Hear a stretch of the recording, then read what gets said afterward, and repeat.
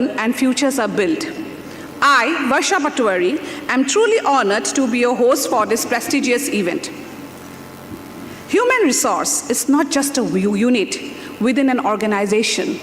It is a way of thinking that recognizes people as a driving force behind success. It's a mindset, a culture, and a commitment to growth. Today, we come together for the prestigious HR Conclave 5.0 to share knowledge, exchange perspectives, and engage with some of the most inspiring minds in the HR professionals. These events aims to deepen our insights into recruitment, exploring how AI and automations are reshaping modern talent acquisition. As we move forward, the conclave will present thought-provoking panel discussion along with dynamic interactive sessions. To mark the beginning to this prestigious event, we will now proceed with the ceremonial lighting of the lamp, which is a symbol of knowledge and wisdom. Now, may I request our Honorable Chancellor, Sir, Dr. N.N. Datta, Sir, Honorable Dean of Studies, Dr. Professor Bandana Datta, Ma'am, Honorable VC, Sir, Professor Dr. N.C. Talukdar, Sir, respected Managing Trustee, Jyotishman Datta, Sir, respected ED Ma'am, Murakshi Datta, respected Resident Trustee Ma'am, Gurakshi Datta, to please come for the traditional lighting of the lamp. May I request all to mark this beginning with a huge round of applause because this really means a lot for us.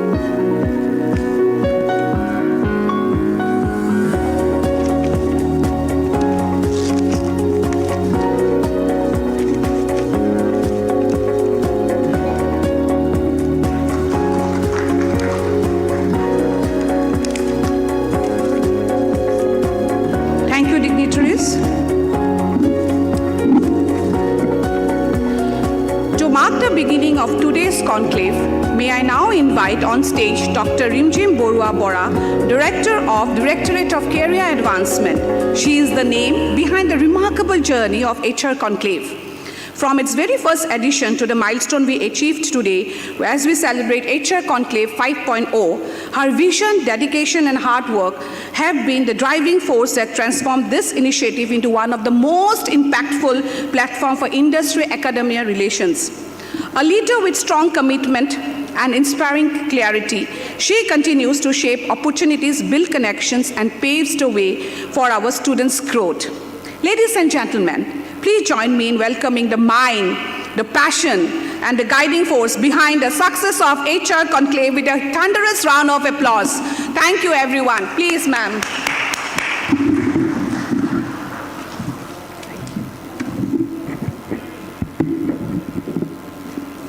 Good morning, esteemed guests, panel speakers, and judges who represent the symbol of leadership in the corporate world, our guests from HR fraternity of Northeast, my visionary academic leaders, dedicated faculty colleagues, and my brilliant future-ready students. It is my immense pleasure and distinct honor to stand before you today to extend a heartfelt welcome to the 5th edition of National Level HR Conclave 5.0. This milestone edition is not just another event in our academic calendar, it is a testament to the journey that began 5 years ago. Over the past 4 successful editions, this conclave has shown the seeds of knowledge, fostered connections. This conclave has sparkled conversations that have shaped careers and corporate strategies alike. This platform holds profound importance, and its significance is threefold. First, to the world of HR, in an era where the very nature of work is being refined, the role of human resource has never been more critical. This conclave serves as a crucial platform where these ideas are fogged, debated, and refined. Second, for our Northeast region, this conclave is a powerful beacon, shining a light on the immense talent and potential that resides here.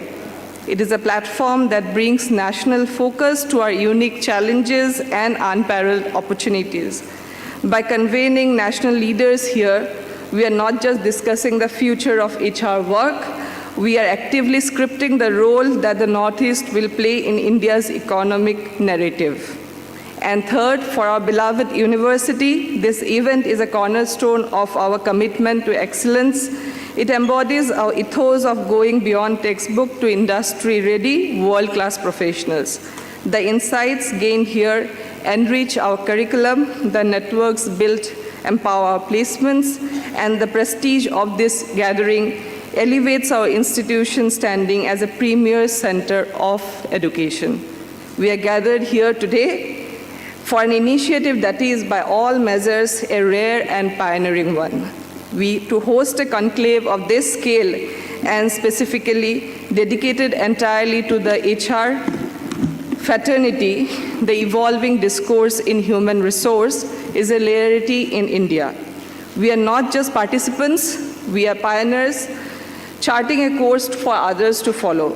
The theme of HR Conclave 5.0, Recruitment 5.0, AI and Automation Redefining Talent Acquisition is a reflection of the times we live in. Of course, Conclave, we have the privilege of hearing from some of the brightest minds in the industry who will dissect this theme, challenge our perspectives, and illuminate the path forward. To our distinguished speakers and panelists, your presence here is the soul of the event.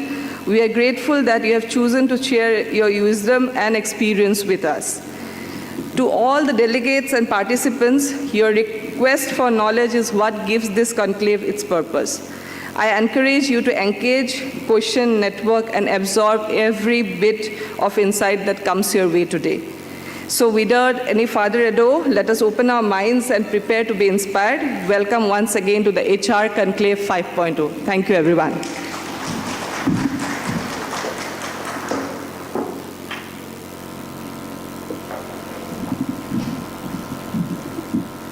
Thank you for the motivating and insightful words. I now request our esteemed resident trustee, Ma'am Garakshi Datta, to share the opening remark.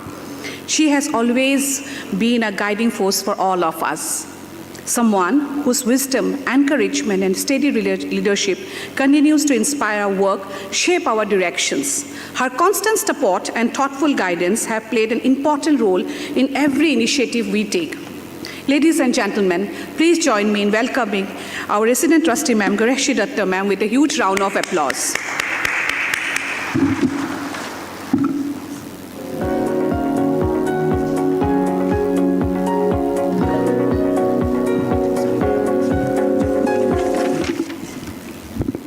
Good morning, everyone.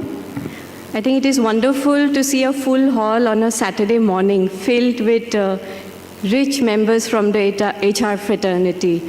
And on behalf of Assam Downtown University, it's my utmost privilege to welcome all of you to the 5th edition of our annual HR Conclave.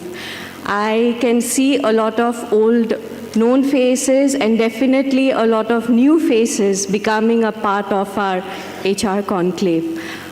I'm sure all of you will agree there's this relatively new buzzword across all sectors, be it healthcare, higher education, K-12, early childhood education, and definitely in the field of HR, AI.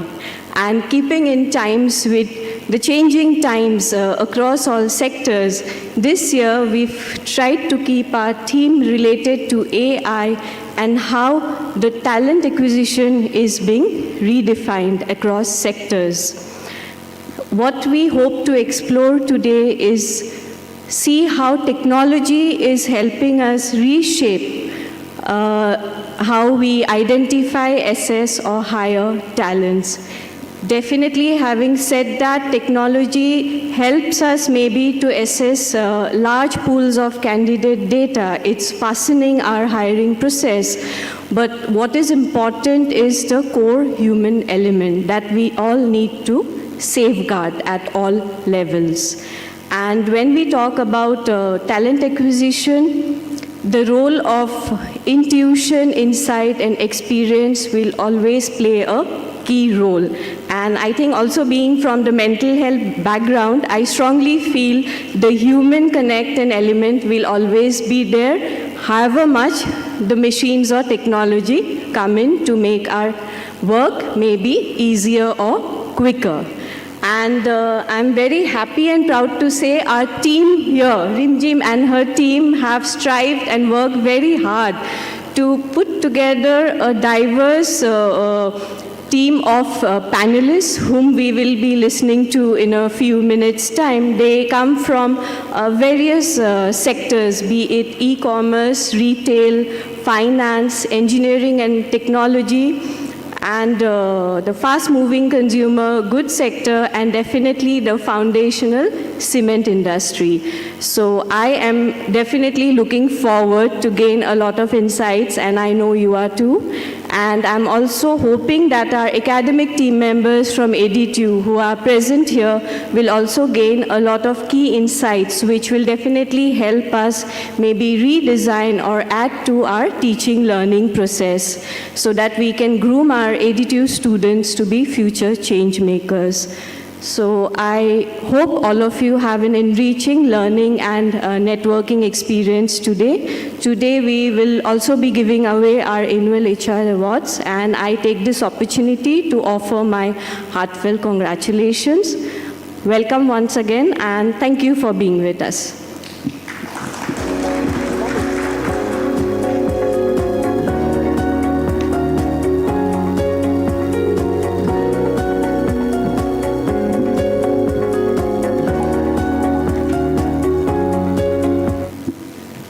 Thank you, ma'am. Your words carry a sense of wisdom and encouragement that will echo throughout this conclave. May I now request our Honorable Vice Chancellor, sir, to share his valuable insights and thoughts on this prestigious event.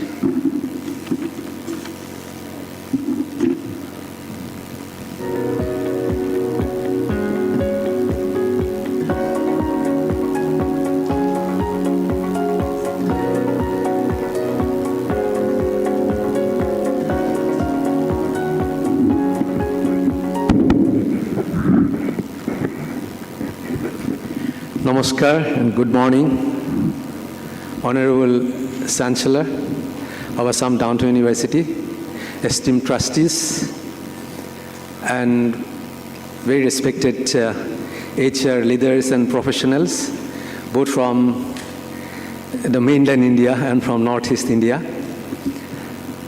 other invited guests, participants, young research persons, my colleagues. Let me at the outset extend a very warm welcome on my personal behalf and also on behalf of the entire fraternity of Assam Downtown University, especially to the HR leaders and professionals from outside Northeast who have traveled from different places, spending their valuable time. And I also want to express the university gratitude for accepting our invitation and coming over here. Well, I think you have this conclave, our human resource department and Director of Career Advancement. This is the 5th editions. And what I have been led to know that with the first university where we have successfully conducted already 4 conclaves like this, and I am sure that this conclave on a very important topic, the subject you have chosen this year, actually has been reshaping our world in a very incredible pace. You all agree, like how AI and automation can be used, like the entire process of talent acquisition, it has undergone a sea change. I just recall 40 years ago when I applied for a job, I had to wait maybe 6-7 months to get an interview call. You do it today, you'll not get a single person in your organization. The young people are like, they want instant result. The process that I have been, I was working for 2 national institute, research, R&D institute, even there, 10 years ago. It is very difficult to conduct an interview after advertisement within 4 years, like this whole process of screening, comparative statement preparation. You ask experts for their time because whenever they say, I am ready to come at this time, so it is not at your will that you can hold the interview. It is at the will of the experts because you require them. So the thing had changed. If you, like, maybe some of you are already aware that we have NAC system where to get a good grade among many points, you need to have a parameter in which it says what is the attrition rate, how long you keep your employees. What does this mean? That if your employees get recycled very frequently, then your organization doesn't have a stability. Unless a person is stable, stay longer period, he cannot contribute. But I think this all concept, even NAC will have to change.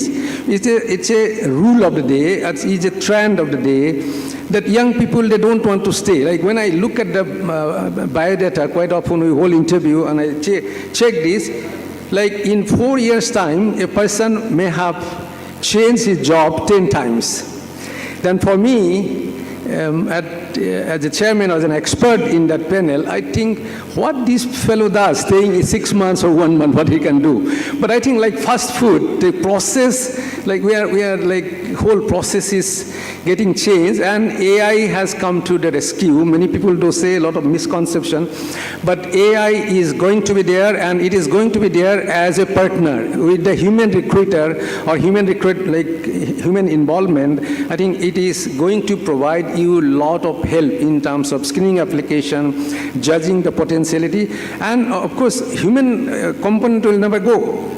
You will have to communicate, interact to understand the capability, how he fits in a new environment. That will always stay.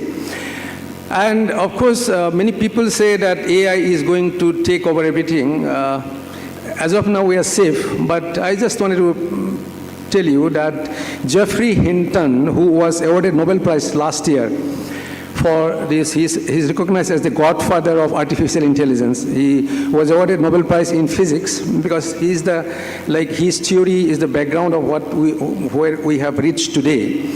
Few months ago, he made a prediction that artificial general intelligence is going to be rapidly developing, and a machine will actually start thinking like a human being. Of course, that day may be a threat for humanity.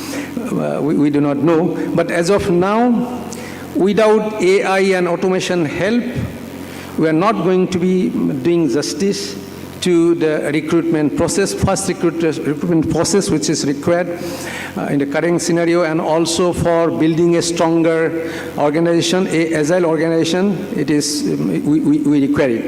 And I am sure, when you talk about Guwahati and Chennai, Hyderabad or Bangalore, we're still remotely located. We need the light of expertise that you will bring today and enrich our HR and as a whole all the participants here, which will really help us to adapt this new technology and use it wisely for making our organization better. Thank you very much once more for accepting our invitation and for being here. Thank you.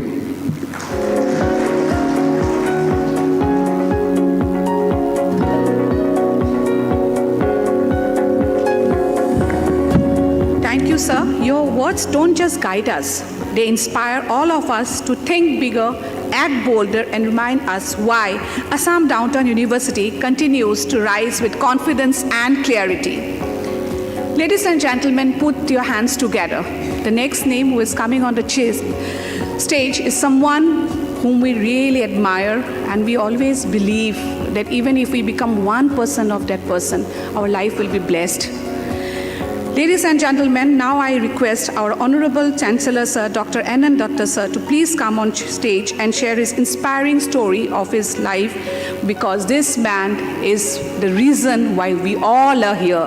And I believe we can all give him a standing ovation for this. Request all of you to please give him a huge round of applause, because this is the man behind all our success stories.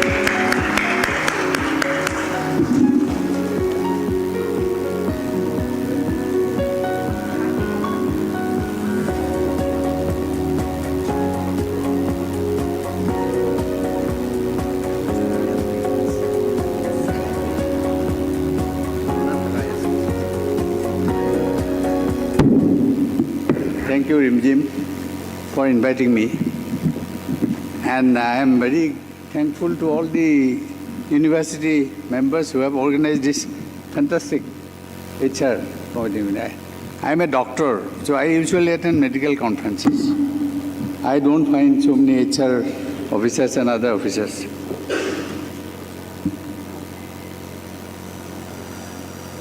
I was a doctor, as I have told you. I was teaching in a Guwahati Medical College. I was a good teacher.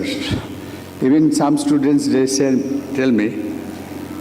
Then I got a Commonwealth Fellowship. It's like a story. Went to UK, France, and other places. The story begins with her. She is my second daughter. First daughter is there. So from UK I came back to Guwahati Medical College. I found my job was gone. It was given to another person, and I was transferred to Silchar. Those who know, it is about 300 kilometers away. And that was a very new college. My subject was microsurgery. That was a very advanced studies of ear surgery. So it was a very critical situation for me. And then I decided no. She is my second daughter. She is also one reason for her. After I went back to home, after seeing patients, lecture, taking classes, she will come, she was 3 years old. She will come and she sit in my lap. And she will not get up until she sleeps fully. Then I have to take her to keep the bed, and then I can relax. So I think that was a very right decision. My wife was also teaching in Cotton College. So after that, I was nowhere. I was a doctor, I was practicing very well, but I thought I shall do something, entrepreneurship. It's a very painful, very, very painful experience of my life. Then after a lot of hard work, some financial grant from some bank, I started the Downtown Hospital. That is our first project.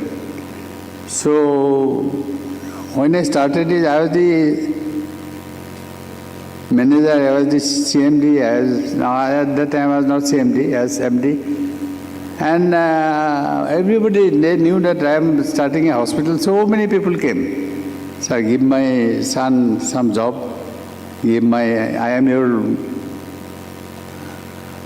nephew, niece, cousin, please give me a job. I gave it like that. No, because this is in relation to your affairs. Then it was running well because I was very popular in the medical college. Then some 27 teachers of medical college who retired, they came and joined my hospital. I am telling my hospital. And it was thriving. But the trouble was with the workers. On my nephew, he took a young boy, very smart. He said he was in the union. So take him. He will help you in the security. I said, okay. We needed a security staff. So security officer I made him. And all my uncle's relations, all were given some job. At that time only 35 or 40 employees were there. After that we are slowly growing. But my trouble started growing with this security officer. He is a union leader. Anyone who had experience of union? So he wanted to establish himself. I was big boss there, but he wanted to establish himself as the big leader of the staff. He came one day to me, he said, "Sir, all staff are very poor, they are staying alone. Why don't you have a good guest house for them?" I said, "Okay." We had a 3-story building, we rented it. HR manager, please listen, don't make this mistake. So they started saying, staying there all free, but they had to take their food. So after some time I was hearing from some of the employees, "Sir, they have started a union in that particular house which was rented by me." And the union leader was the security officer. And then I was very busy establishing the hospital. And then they were very busy informing the union. And they started creating problem. We should give bonus. We should give, what is that? So many other initiatives. We should give house rent, things like that.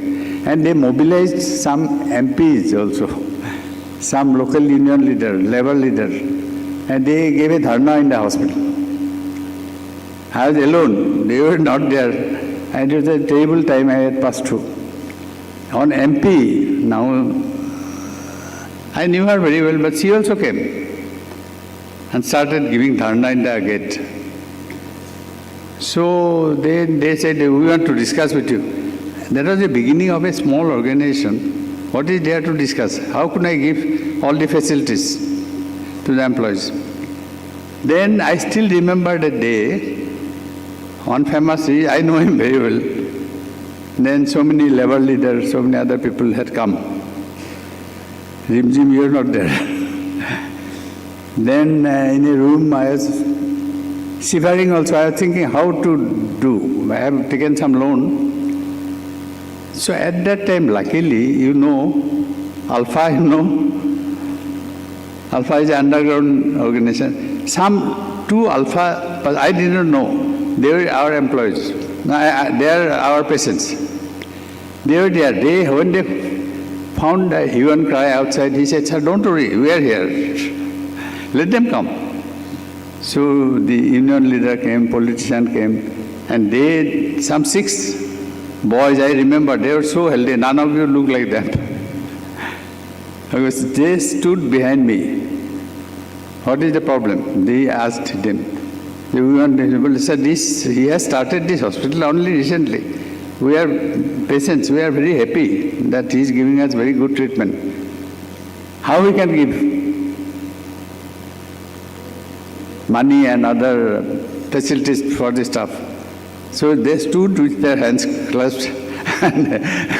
So I still remember that day. I have lost track of all those people. They must have gone again to underground or something. Then they went back. After that, it stopped. HR manager, don't use that tactic. It came on its way. Then slowly I started growing without much problem. That was a big problem. Then I feel personally, I am an entrepreneur. At that time, now they call me, how do you call Rimjim? Okay, whatever you call it. So I thought that any organization runs on the basis of the good employees. They are the backbone of the employees. So we started working, and my employees are very good. At that time, after this reshuffle, Pubali was also there for some time. It did not create problem. Then I thought the employees are our best assets. Building is there, instruments are there. So I started thinking in my mind as a doctor that I shall invest in our employees. Not giving a lot of money, because that we could not, because we had a liability in the bank. Every month we have to give some money. Electricity is there. And then so many government machineries are there. Then I thought that why not? One day I met one employee, he was a security staff. Sir, how are you? He says, I am fine, sir. My daughter has stood first in class 1. I said, that's a good news. So after that I thought of giving financial grant to all the brilliant students of the staff. That was a great help. And then non-chief secretary came for a meeting. He said, you are doing a very good job. Well, I am doing a very good job, yes. After that we are growing, and then after that the university has come. You have not seen the university, you have not gone there. Now the school has also come. Then employees I have not forgotten. Previously in the corridor of the hospital I asked, who is the most important person in the organization? Sir, you will know. It is a patient. Now if you ask any of our employees, they will say, it is a patient. So I changed the trend. But I used to go around and meet some staff, and I used to inquire, how are they, how is their family? Long time back, not now. So that was the first initiative we made. Where is Mori? Are you there? Then we have got a HR, we got ISO, NABH, NABL, that is okay. We have got a HR Monday managers meeting. And Thursday we have got HR meeting. Am I right? So in the HR meeting we get feedback from the patients, not from employees. They give very good feedback. That this girl was very good, this nurse was very good, this doctor was very good.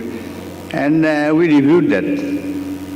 And then we at first gave them one pen every Thursday meeting. But I found that numbers were increasing 10, 15. Pen was also costly for us. We gave appreciation. Then there, not that it is always that good. Some employees created problem. We asked the HR, at that time we had HR officer or manager, I don't know. I said, you counsel. After counseling, they also did not become all right. So I said, let us do one thing. You bring that employee to our Monday meeting. Monday, all our managers are there. Then we politely asked, what happened? Sir, this happened. I am sorry. Will you say sorry? Well, okay, have a cup of tea, you go. So never do that thing again. That worked very well. Then we are going. After that, university came. Last year, am I right, Muri? Last year I thought that I shall give employees, I always give top priority. Their problem we always try to solve as soon as possible, not financially. Previously they will say, the last rain had damaged my house, you give some money. No, nothing doing. Only in a marriage or death of your family we give. Last year, was it last year? Yes. I thought that why not another benefit to the children? Those employees who had their child born in our hospital, we gave them 5,000 rupees fixed deposit for 15 years. Okay. And I think that also helped us in a big way. One doctor here, she was helping me. She got a job in IIT. She was getting 1 lakh in her place, she was getting 1,70,000 with quarter. She left. I gave her daughter also. She said, why are you giving, sir? I am leaving. Well, this is not for you, for your daughter. And a fixed deposit for 15 years. So she was now, she comes sometime to me. She is in IIT. Then, sir, no, I don't deserve it. But you deserve, this is not your money. This is money for the baby. So after 15 years, when the fixed deposit maturity, give it to her. Tell her, you earned this money while you were born in downtown. She said, okay, but I shall not see how cheerful she will be. This is not hated.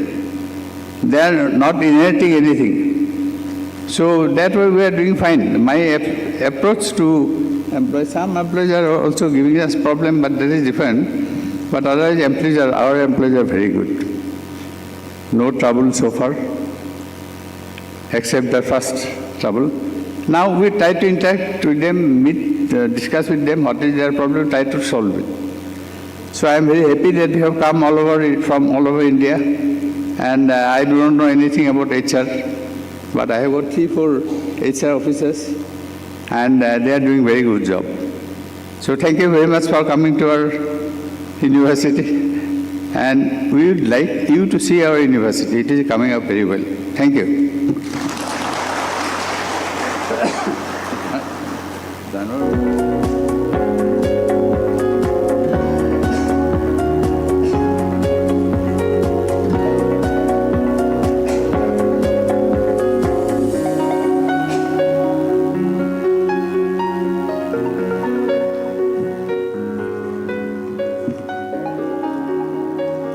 Thank you, sir.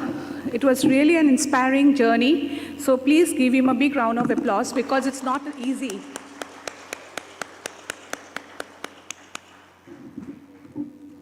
Ladies and gentlemen, we would now like to take a moment to felicitate our esteemed judges for HR Excellence Award 2025. These distinguished leaders bring with them not only immense expertise, but also fairness, insights, and profound understanding of the ever-evolving HR landscape. Their contribution have added depth, credibility, and value to this award selection process. It is our privilege and honor to acknowledge this remarkable involvement. May I now take the honor to introduce our outstanding jury panel for HR Rising Star Awards 2025. Aparajita Borua ma'am. She is a dynamic HR leader with nearly 2 decades of experience in talent management across India's hospitality and retail sector. Currently serving as a regional HR business partner at Aditya Birla Fashion and Retail, Aparajita ma'am is a strong advocate for diversity, equality, inclusion, devoted to building workplace where every individual can stand. Certified as NLP Master Practitioner, she bands with deep human understanding with strategic HR insight, creating high-performing teams and creating positive organizational cultures. Her exceptional work has earned her 2 prestigious government recognition from Assam for Best Labor Practices in 2017 and again in 2024. What makes her presence even more special is that she has been associated with us since the very first HR Conclave. She was one of our distinguished panel speakers in HR Conclave 1.0. From early days of this initiative to today's grand milestone of HR Conclave 5.0, she has walked with us, supported us, and inspired our journey. Her continued association is not just a privilege. It is a clear sign of trust, collaboration, and shared vision that has helped shape this conclave into what it has become today. Aparajita ma'am is not only people-centric, result-driven leader, she is an integral part for our HR conclave story. May I now call upon Aparajita ma'am to join us on this stage with a huge round of applause.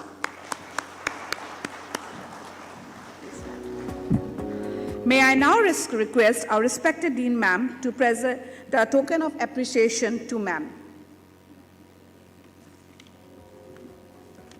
Respected Dean ma'am.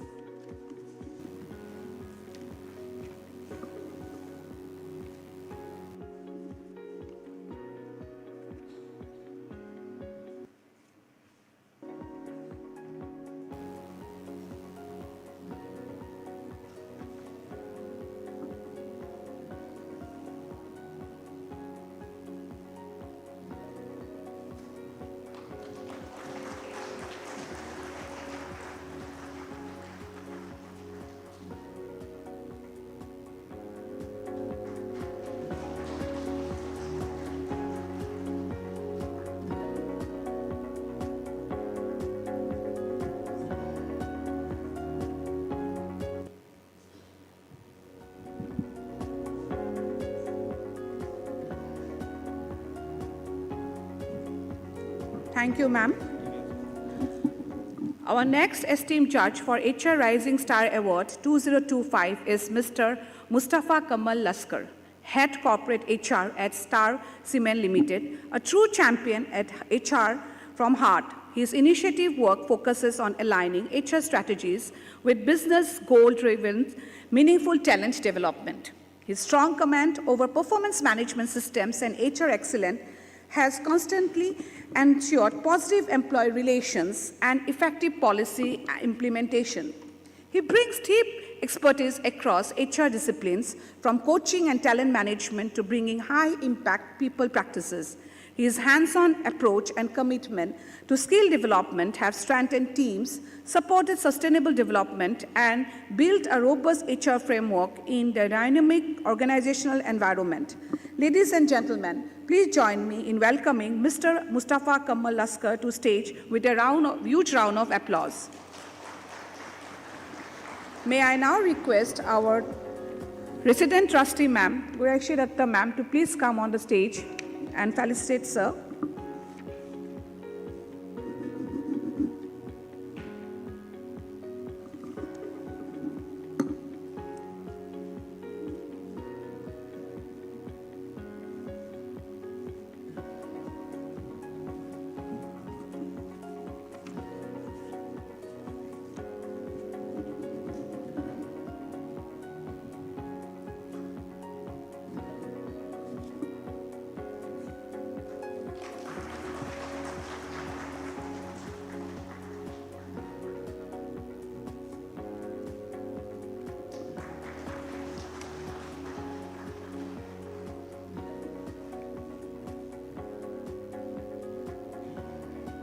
Thank you, ma'am. Sir, please take a seat for the panel discussion.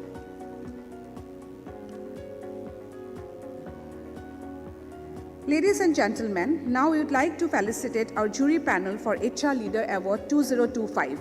Our distinguished judge for HR Leader Award is a name that resonates strongly in HR fraternity in a passionate HR leader with over 16 years of rich experience across GCC, startups, aviation, logistics, and global engineering environment, Mr. Ashish Banka, and we can call him AB.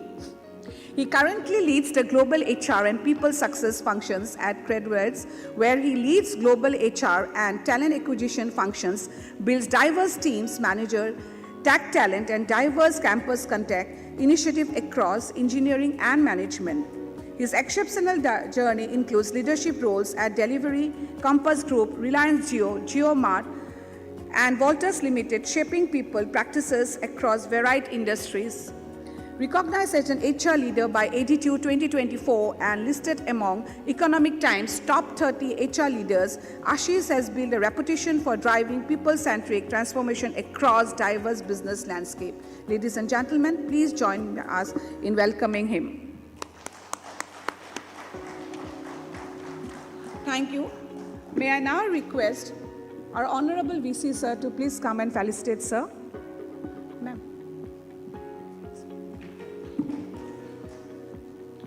We are also pleased to share that Mr. Ashish will be the moderator of panel discussion 1.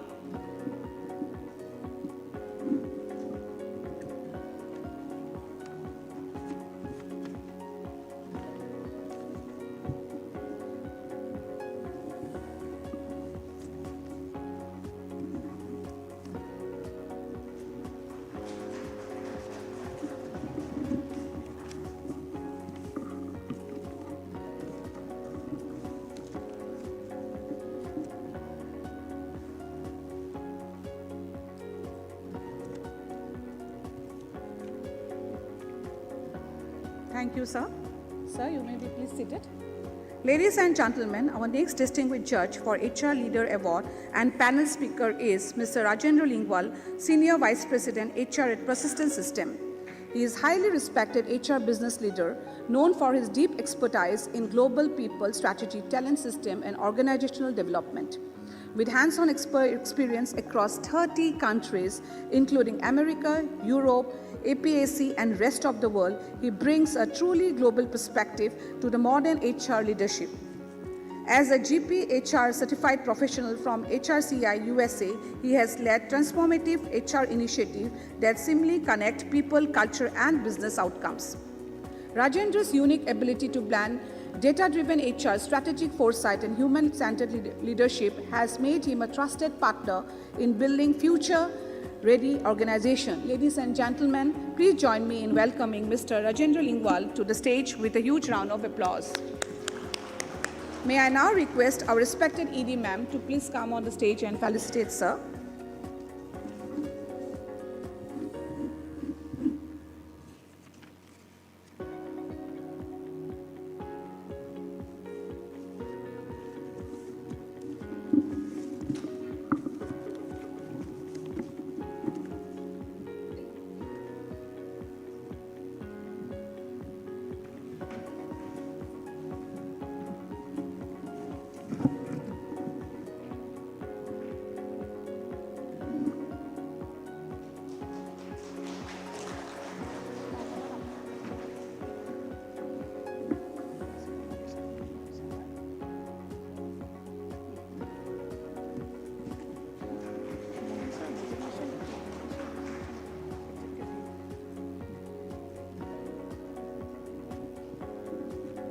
Thank you, sir. Thank you, ma'am. May I now request my beautiful co-host, Ashika Sultana, to come on stage and help me in introducing our distinguished panel speakers. Ashika, please join me. Today, as we embark on this prestigious event, our first panel discussion centers around a beautiful and powerful topic, AI as a catalyst for skilling, career readiness, and employability.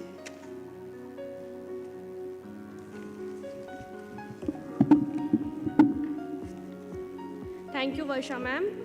Good morning, ladies and gentlemen. May I now introduce our next distinguished panel speaker, Mr. Anjan Pathak, co-founder, CTO of Vantage Circle, a visionary technology leader dedicated to simplifying corporate wellness through innovation. With over 20 years of experience in building and deploying large-scale web applications, Anjan sir has been instrumental in shaping the evolution of HR technology. After spending nearly 15 years across the UK and Europe, he returned to India in 2013 and has since built world-class product, operations, marketing team at Vantage Circle. Today, Vantage Circle connects with over 2 million employees worldwide, delivering powerful data-driven SaaS solutions in employee engagement and corporate wellness. We are honored to have him with us today. Respected delegates, please join me in welcoming Mr. Anjan Pathak on stage. May I now request Dr. Ochim Borman, Registrar, Assam Downtown University, to present a token of appreciation to Anjan sir.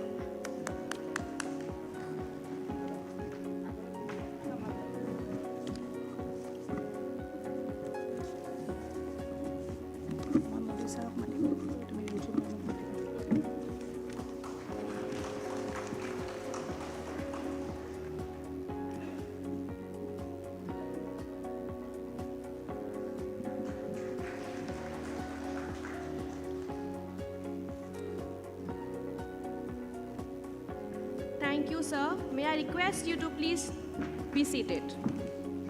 Wow, what a panel. Actually, I'm getting goosebumps because I can sense that it is going to be power pack. So before we start, I have two more panelists to please call on stage. So we are delighted to welcome Nandini Basu Paul, Director HR Business at LTI Mindtree, a seasoned HR leader with nearly 20 years of experience in driving people's strategy, organizational development, and global workforce excellence. In her current role, Nandini provides HR leadership for global sales, marketing organizations, shaping talent strategies, strengthening organizational capability, and fostering high-performance cross-cultural teams across multiple geographies. She is deeply committed to the designing meaningful employee experiences and aligning HR initiative with dynamic business priorities. Nandini brings a forward-thinking approach to HR, where strategy, empathy, and business clarity come together to create sustained organizational impact. Ladies and gentlemen, please join me in welcoming Nandini ma'am on stage. May I now request our Executive Dean Modi sir to honor ma'am.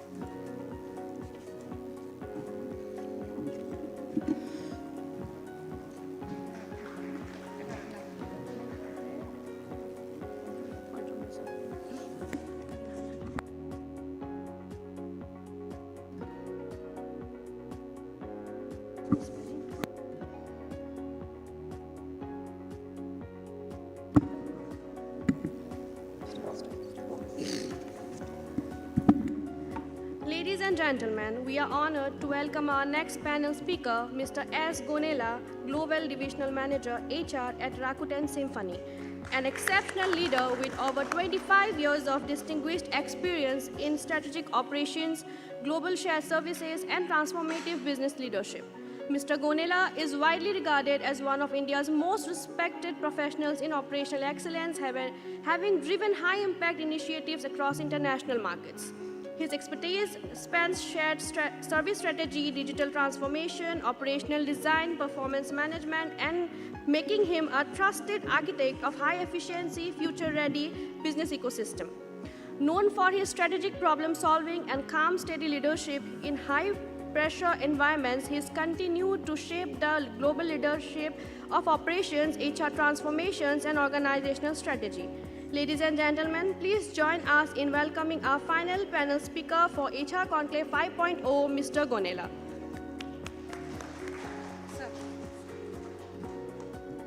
May I now request Mr. Joydeep Goswami, Sir, Controller of Examination, Assam Downtown University, to present a token of appreciation to Gonela, Sir.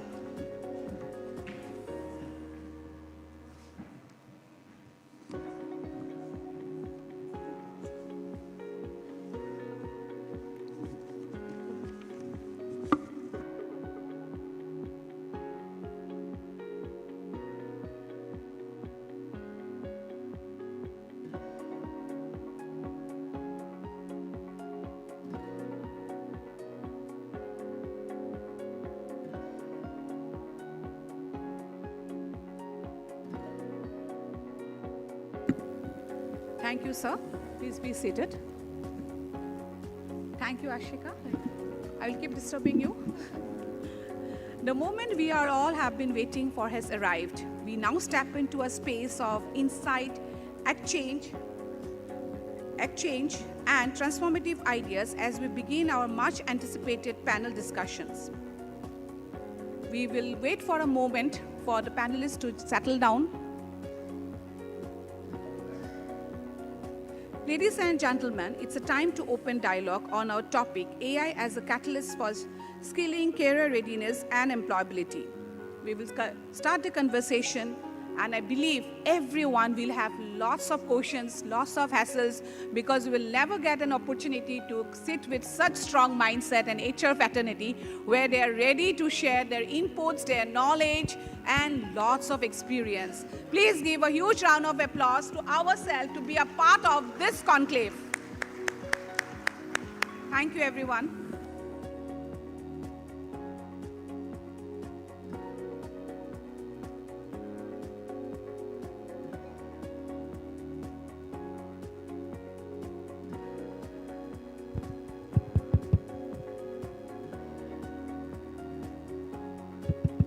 Good morning. Am I audible? Namaste, Namaskar, Adab, Sat Sri Akal, sabhi ko. Ashish Panka will try to bring a justice as an AB, as ma'am said. First of all, I want to, heartfelt thanks to Chancellor Sir, Vice Chancellor Sir, and all the dignitaries, Rimjim and Kiranjit, for putting across such an event which we have never thought of, or we were, kind of imagining what will happen, because most of us first time come down to Assam, and this is our privilege to see a packed house of our colleagues who are working with Guwahati or in the Northeast region to come and grace their occasion. I am not, but I have been told and I've done some homework. I would request all of you to narrate after me. Joy I. Joy. Joy I Om. This is something which we pronounce, and thank you so much. I want all of you to give a round of applause for Assam specifically. The next round of applause, which I generally start before I moderate, is for our parents, for whom we have been able to come at this point. A round of applause for our parents. So, I have a very interesting panel here. मैं थोड़ा Hindi, English सब mix करके बोलूँगा. I will only request all of you to, kind of participate, ask us. You will get a time to question and all of us. A very interesting topic on AI. How can we use AI? We were deliberating yesterday night and in the morning that how can we present it in a simpler way, ताकि आप लोगों को समझ में आए what we are trying to say. Because a person who is working in a remote part of here in an industry might not know what is AI, what you are using. He might see it on Instagram and WhatsApp universities. So with our knowledge, we'll try to kind of granularize it so that you can understand it better. But उससे पहले, I request all of you. I write shairis, most of you know. तो बिना बोले तो शुरू नहीं कर पाऊंगा. तो अर्ज किया है, जो बीत गया दौर वो फिर ना आएगा. जो बीत गया दौर वो फिर ना आएगा. अब तेरे सिवा इस दिल में कोई न समाएगा. घर फूंक दिया हमने, अब तो बस राख उठानी है. घर फूंक दिया हमने, अब तो बस राख उठानी है. जिंदगी कुछ और नहीं, बस तेरी मेरी कहानी है. So, while we start with discussion, I thought let us first understand AI. I will request my panelists to keep the answers short so that we can cover a lot of things. And my first question starts with you, Nandini, is AI. Can you tell us in last 2 years, what is an application which has changed you? How has AI transformed you as a person? Or what have you brought out new which you were not doing earlier? One application if you want to tell. And I will request each of the panelists to think about that application and share it with our audience. First of all, thank you, Ashish, starting with me. Thank you, Assam Downtown University, Chancellor Sir, Vice Chancellor, trustee members, and everybody here for having us. It's a great honor and a privilege to be part of such a learned audience. There is a lot of experience between all of us combined, and I think it is a fantastic topic of conversation, a very important topic. I think HR is the conscious gatekeeper of any organization, right? We are at the forefront where we are sort of protecting the interest of the company, but also taking care of our talent, of our people. And I think that is the reason why HR as a function exists, right? So I think there is a huge amount of responsibility. I am just asking one question on the app. We'll come on to this. Just one app, if you can tell us. Yeah. So just getting there, when I say we have a huge responsibility in managing the entire scope of things that we are involved in, right? There has been a sea change in the digital technology that we have been forced into, right? And it is a good thing, it is not a bad thing. The last 2 years, right, 18 months to 24 months, there's been a rush for using AI, right? AI, I'm just trying to stick to the topic. There have been other advancements also. But I think AI as a tool, primarily when we are using recruitment, right? We are doing internal assessments, we are doing performance managements. It is a huge, huge enabler for all of us. We cannot do without it. I think Copilot and ChatGPT, I think that's the starting point. Okay. I would absolutely and clearly lay it out here in this forum. This is where we start our day with. As an HR professional, as any professional in the company right now, today, it is inbuilt in our outlook, in our teams, in our performance management systems, into our policies. They have become agentic AIs. I think we'll talk about that more later on. That's the concept, of developing agents to make your work easier. So I think on a day-to-day basis, this is the starting point. Apps, and you cannot do your work without it. So the faster you learn and start using it, the better. Thank you. Thank you so much. Please, Anjan. An app which changed your life. An app which changed your life in last 2 years. Hi everyone, my name is Anjan Pathak, so I am from Vantage Circle. Thank you very much for inviting me here. Usually, because we sell software to HR, we usually have to pay for coming to these kind of events, but I'm getting a free seat here. But anyway, I want to thank Anandatta sir, because I am local. I live in 6 miles, so you've been a huge inspiration. So starting from one person, we have started Vantage Circle. Now we are about 250 people. So this has been a huge journey for us. And I would like to say to the fellow HRs and the people coming from outside, you can see the talent level, because we are running a product company from Guwahati.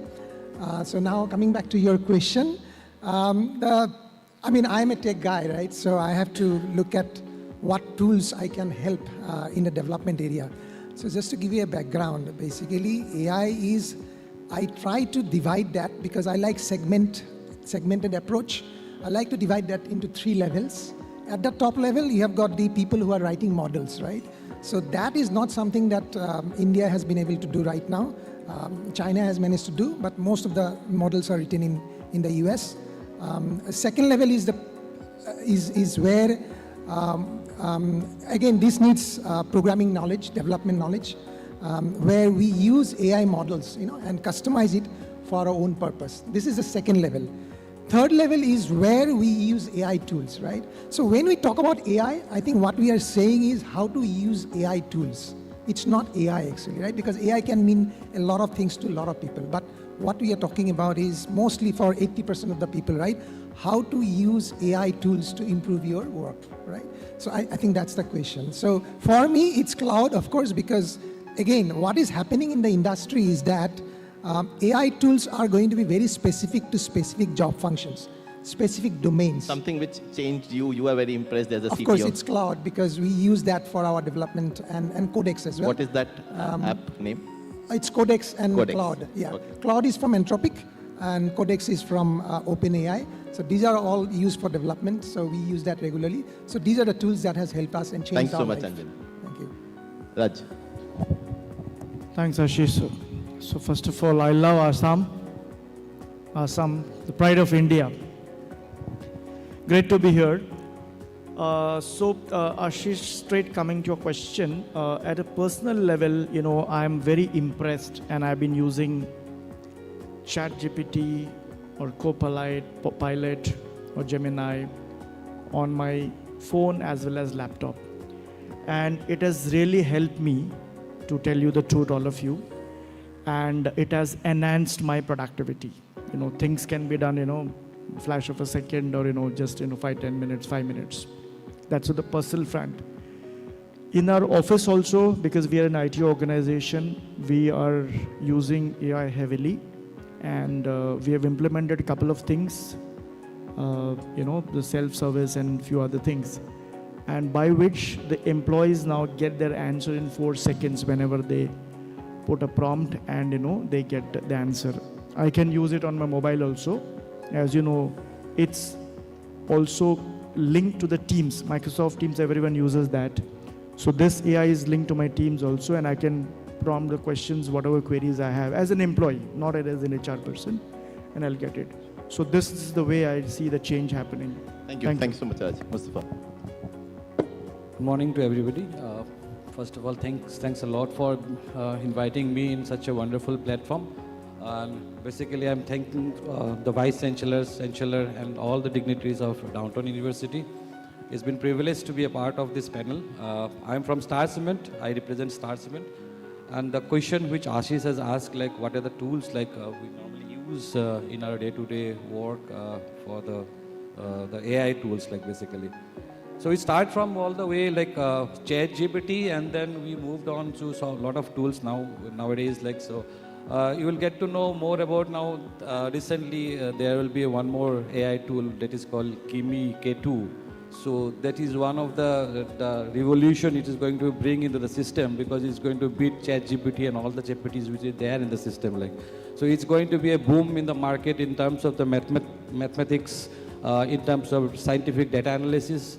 So it's kind of a different, like, so it's depend on the situation base where what tools we are going to use.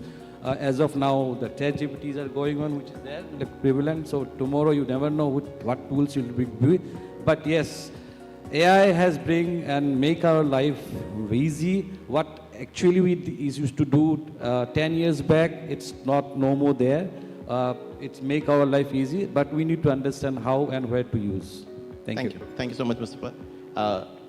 So, but while you answer the chat, what apps you used, just for all of you, we came to know that he is also pursuing his PhD in AI. So maybe for all of us, if you can take a minute for us to explain, AI in a layman's language and talk about, agentic and generative AI a bit, just for people to set the context that what is AI and what are we talking about it. I mean, I think, first of all, thank you, sir. Thank you for inviting us for here. Thank you, Vice Chancellor, sir. Thank you, Chancellor, sir. So for me, much before I get into AI, agentic AI and everything, I would say this evolution of AI is probably, I would say, coming from 10 years back or 15 years back, we had something called robotic process automation. And from there on, life evolved, renamed itself, recasted itself into AI. But I think the core purpose is how do we actually improve the productivity. And if I have to really talk about agentic AI and Gen AI, agentic AI is purely a rules-based engine. Wherever you just have rules, you can actually bring your agentic AI into that, because it will just, like in typical Hindi, what we say, lakir ka fakir, it will actually do it for you. But Gen AI is a little different. You need to do a lot of prompts through LLM. You need to coach it.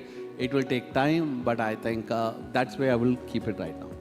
And to answer your question, everyone spoke about ChatGPT. I was just thinking, think about a different app that actually changed my life last 2 years as an individual with the flavor of AI. And I'm actually picking up a cue from Chancellor, sir. He gave an example. Then I would say Instagram is one which actually changed. I'm sure all of you have Instagram account. But I saw so many memes of HR in Instagram. I don't know how many of you actually saw. There are so many memes, okay? So that, again, for me, it's a learning to what employees can think about me and how do I actually do something different. And Instagram actually, and it will actually read your mind also. And if you're actually seeing sorrow reels, it actually pumps you so many, it will actually push you deep down into that. But if you're actually pushing yourself, and I say I want to do a little different, I want to see some nice, good, happy-go-lucky reels, it will actually give you that. That's the power of AI, but has to be used very, very diligently. Thank you. Thank you so much, Super. Ashish. Yeah. Ashish, I would like to add here, I mean, this is a very interesting question, and I'm sure this August House, many of you all know about it, but I would still like to take this opportunity. So yes, Subbu sir spoke about, agentic AI, Gen AI. We are a company dealing in AI. So I would still like to add a few more things. We need to, within AI, there are multiple categories, multiple types. He spoke about the generative AI. He spoke about the agentic AI. There's one more thing, which is computer visioning AI.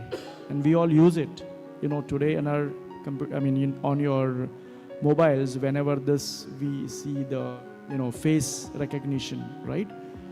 So that is, computer visioning. For DigiYatra, all of us must be using it. That is computer visioning. In our office, we are now going to gradually move into this face recognition. It is already implemented in few offices. So I just stand at the gate and by my face, it's, done.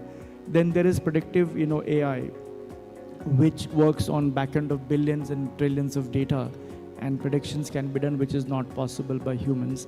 And finally is hybrid AI, which, is a combination of all things, a very powerful tool, and which will enable, things much more, beyond the human capacity. So as HR professionals, I thought these are the few things which we should know further background of the AI. Thank you. Thank you so much, Raj. I pick it up from the, point which Subbu sir mentioned about all us HRs, and we all are colleagues. When we go to HR Conclave, generally we have the students most of times in HR Conclaves.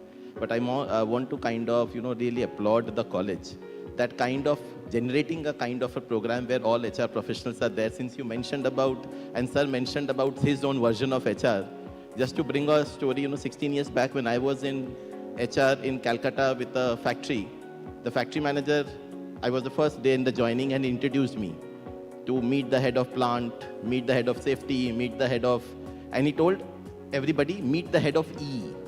I was so happy 16 years back, MD talking about, E, which is employee engagement, because I just passed out from the college.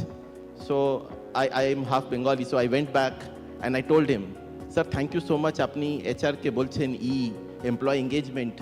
And he looked at me. He was an elderly fellow, around 80 years. Are E is not employee engagement. I was talking everything else. What is left in the factory that you will manage, gardening, eigulo.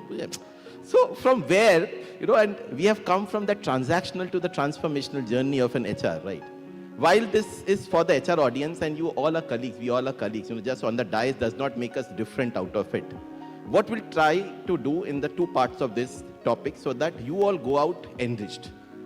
And how do we get as enriched? If our work becomes better because of knowledge, or our bank account get better because of jobs. Most of you might be searching and HRs are always searching. So, but let us bring that AI to these two aspects for the learning of the audience, because we are for you. Start with Nandini, AI. At the job level specifically, there's so many tools, where Anjan would be doitering that tools to all us as customers and using, persistent using that. But from an LTI tree mindset, let us go and deep down company specific, because people will be able to relate it better. Tell us one or two use cases of AI which has kind of transformed the ways of working, which we say, wow, in LTI Mindtree, it can be in any space, which can be in talent acquisition, talent management, compliances. One or two, if you can think through, and this question comes to all of us also. In our organization, what we do, where we have used AI in last, how it has helped the business. Because if a tool does not help the business, it is just a glorified tool for us. Ultimately, as HRBPs, we need to use something which helps the business. Anything which you want to throw light upon.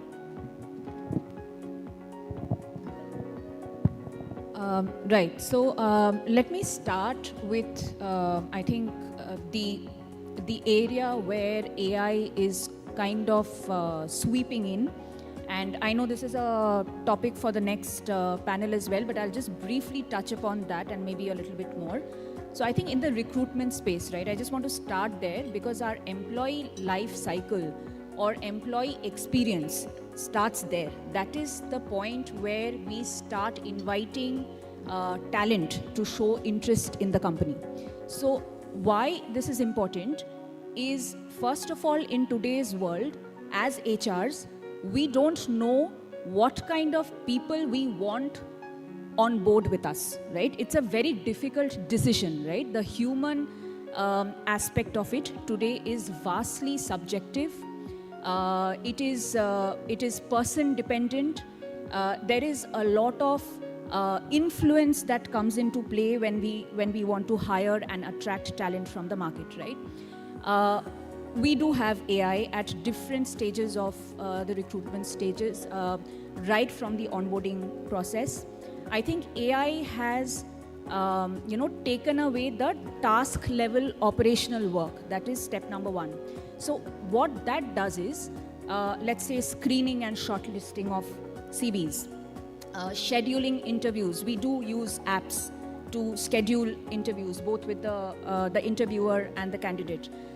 We use, let's say, branding tools that will help position the company within the market.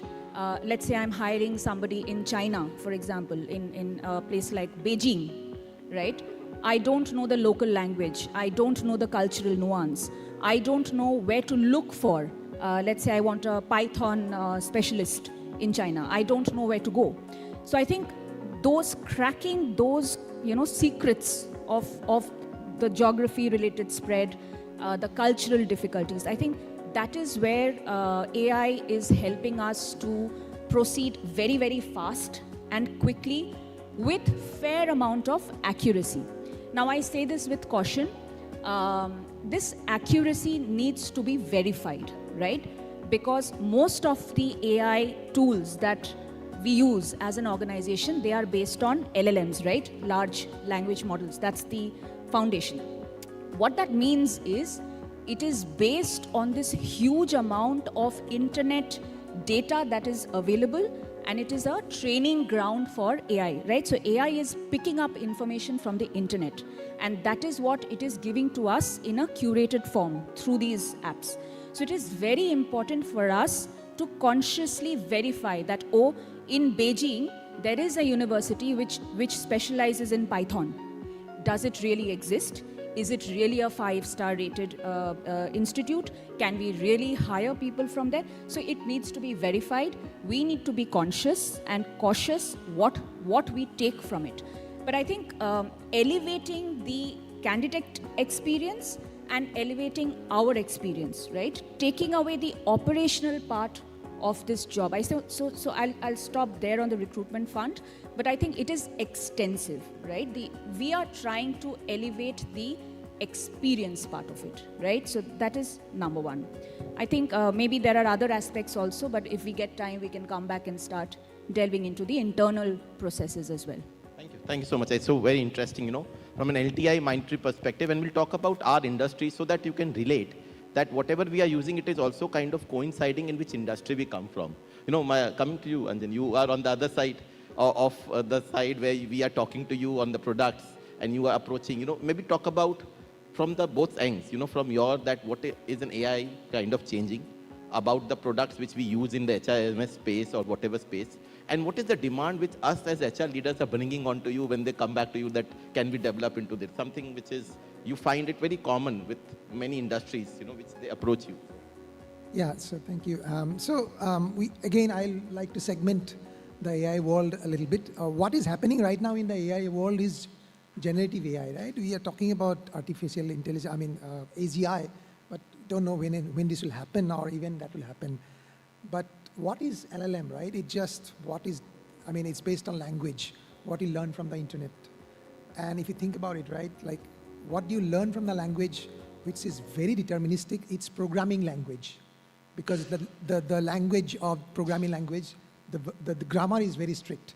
So that is why if anyone is doing product development with a programming language, this is the area which will be affected, or it is getting affected the highest. This is where we can see maximum productivity, because the language of, the grammar of the languages is very strict. So it's very easy for AI to, help you in finding the next word in development. And we can see it from another angle as well. So for example, which is going to be the function which is going to be highest affected is the one where we do not interact with the end user. So I think HR is probably going to be the least affected because it's a very human function, right? Similarly, sales, we can see that hardly it is affected because it's again a human function. But the development team, right, they never talk to the end users, right? And that is where we see the maximum gain, and that is where it's disrupted to the highest extent. It's very important to understand that. And I think this is a trend that will go forward as well. So more and more tools will come which will be AI enabled. But having said that, for us, it's definitely the development team which is getting affected.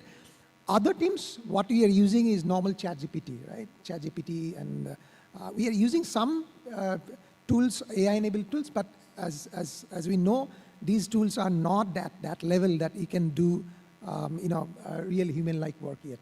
So that's the reality, I think. Thank you. I think coming from a CTO that HR is safe and no job is being taken away, I think it is one of the most, gloomy kind of information which I get on a Saturday morning. Let us come back to Raji.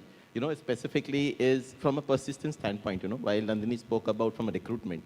Any AI which you feel in the function in Persistent, we all know Persistent, a big organization employing globally, so many people. Anything which you have feel that using this particular app or a tool has transformed the ways of working in Persistent? It can be in any kind of domain in, HR or any.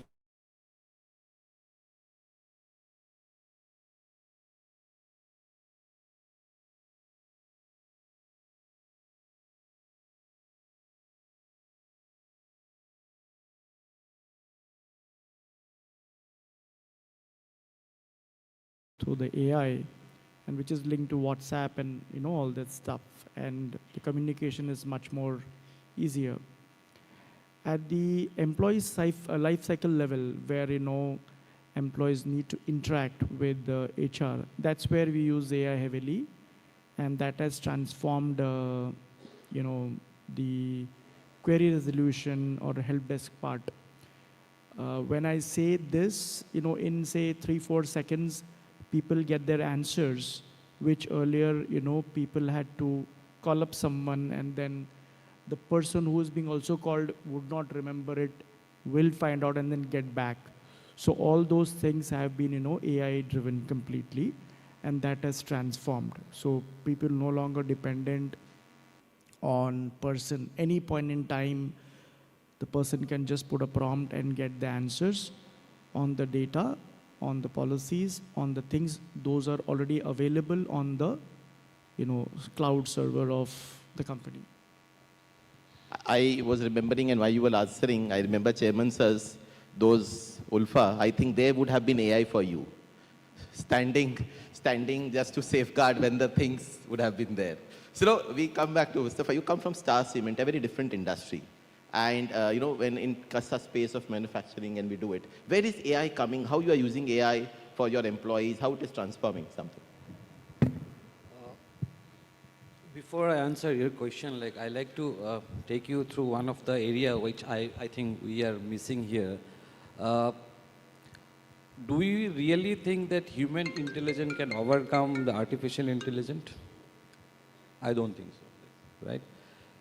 And as I belong to this place, as you must have seen during the time of the last journey of Jubin Garg, how emotional the people are. We have been a world record, So we also need to understand this aspect, especially for this reason, right? We have to keep emotional intelligence as well as artificial intelligence and human intelligence. It has to go together, right? Coming to your question, what kind of tools we are using in Star Cement, in about 1.5 years, I've been new in the cement industry. What we have seen, the kind of the people who are working in this cement and in Star Cement, basically, people who have completed almost 20 years. We have almost celebrated their 20 years last couple of months back. And we have seen people who have just newcomers. What we have done, we have gone through a survey. We are using an Amber called platform. And we are trying to understand the pulse of the organizations through this app, through this AI. And very interestingly, it has come up that the people who are there in the system for a long time, they are slightly stagnant to the organization. They have it's become a laggard. But there is nothing we can do in this case. But it has come up from the kind of a survey which Amber has given. And it's given as very beautiful inputs, how to take up and how to address this. This insight has come from the AI itself, and we are working on it. We have understand what pulse is there in the organization, and we are bringing something new, addition to that. Once we know that insight, we can understand that what is needed now, what tools to be added, so that in future, which will address the issues has been identified by the AI. So this is what we have been doing in Star Cement. As you know, it's a very traditional based organization. It has come all the way from a different set of work culture, all the way from 2004 onwards. Now it has a lot of transformations going on. So yes, it's still on we are working on it. Thank you. Thank you so much, Mustafa. I think very varied response. So while we come across, we learned a lot of things, and I'm trying to make it very simple so that when we go out, we understand. We talked about tools. We talked about different types of AI, which is agentic, generative, hybrid, computer vision. Let us move on to a world of GCCs. And I was having that discussion. I reserved that question to Subha sir specifically, because he has been a pioneer for GCCs for very long, since we ever knew, 15 years back.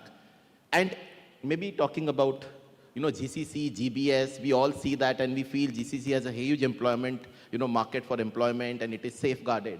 Why don't you take up this opportunity, Subhash sir, and let us know as HR folks, what is a GCC and a GBS so that we can differentiate and narrate it nicely. Sure. And also use of AI in the GCC world. What is a GCC world? Because somewhere, sometime, the government will realize and they will say we want to set up a GCC in Assam, in Guwahati or Dibrugarh. As HR leaders, some of us will come and take up those opportunities. What we need to do, if you can just throw light on that. Absolutely, Ashish. Before I just go there, I just want to give you, being from the same fraternity, I want to give you one use case which I think you should do enough research today. For any employees, I'm sure all of you will do a training need analysis. That is like if you want to get your employees future ready, you do training need analysis. And today, I'm sure 99.99% everyone will agree, it is purely subjective, basis the capability of the manager. But there are enough and more AI assessment platforms. If done well, if you do a good research, you will get a wonderful training need analysis for the employees. And you can also help them future ready basis their resume, role, job description. So my request would be, as a takeaway for all of you, I would encourage you to please go reach out to any of your AI experts. If you want to reach out to me offline, I'm happy to help you. But there are assessment tools that will help you to get a wonderful training need analysis. That's something I would strongly urge all the HR people to start imbibing HR in that space, or AI in that space, sorry. Now to answer your question, So for me, as I said, right, I've been a regular speaker in GBS Forum 1 to GBS 5.0. Shared services in the historical world, if you really look at, I don't know how many of you are from the Y2K era. After the Y2K era, we moved a lot of work from high-cost country to low-cost country. That's where we started the typical outsourcing journey. We started that with the IT services, but for HR, finance, supply chain, procurement, you talk about, you actually moved the transactional work, we started with shared service. Then over a period of time, that along with RPA got little enhanced into a word called GCC, which is largely transformation within that specific function. But now with if I request, if you can take an example and explain, it will be more. See, for example, if you really look at someone is doing HR outsourcing, if a customer is giving you entire work from HR, from say US to here, or multiple geographies, you do a lot of transformation, not just with like the way Nandini was talking or Raj was talking, in talent acquisition, performance management. Within that HR function, whatever you do, digitization or automation, you call largely that as GCC world. But GBS world is cutting across entire enterprise. I think that's where the real game is. And if tomorrow, I wish it happens, and if someone comes to Assam and say that we want to set up a GBS or a GCC, there's a huge talent here. Yesterday I was in Assam Downtown University, I saw the talent and this amazing talent. And if they set up here, I think that's an opportunity for students here to get into GCCs and graduate into GBS, because that will be an opportunity for them to learn great deal in terms of innovation. I think that will be a great opportunity. Can you talk about AI, or in the space of Rakuten, what you are doing, how it has transformed? See, again, as I said, right, I am a proponent of AI, but I always say use it with caution. It's like you can actually get lost in the AI world because it is not yet tried and tested. It can be part of your life. So there are many use cases that we try to do in Rakuten. As I said, I gave you one example of training need analysis. We are trying to get into performance management. We are trying to look into the future readiness of the employees, recruitment. There are many use cases. But we try to go back and say use with caution, because multiple aspects like data security, some of these things are not yet tested well. Thank you so much, Subha sir. As we move to the last segment of our topic, if you look at our topic, is the AI as a catalyst. Before I ask the last question, we have not prepared anything, we have come. This is all impromptu. They did not know the questions.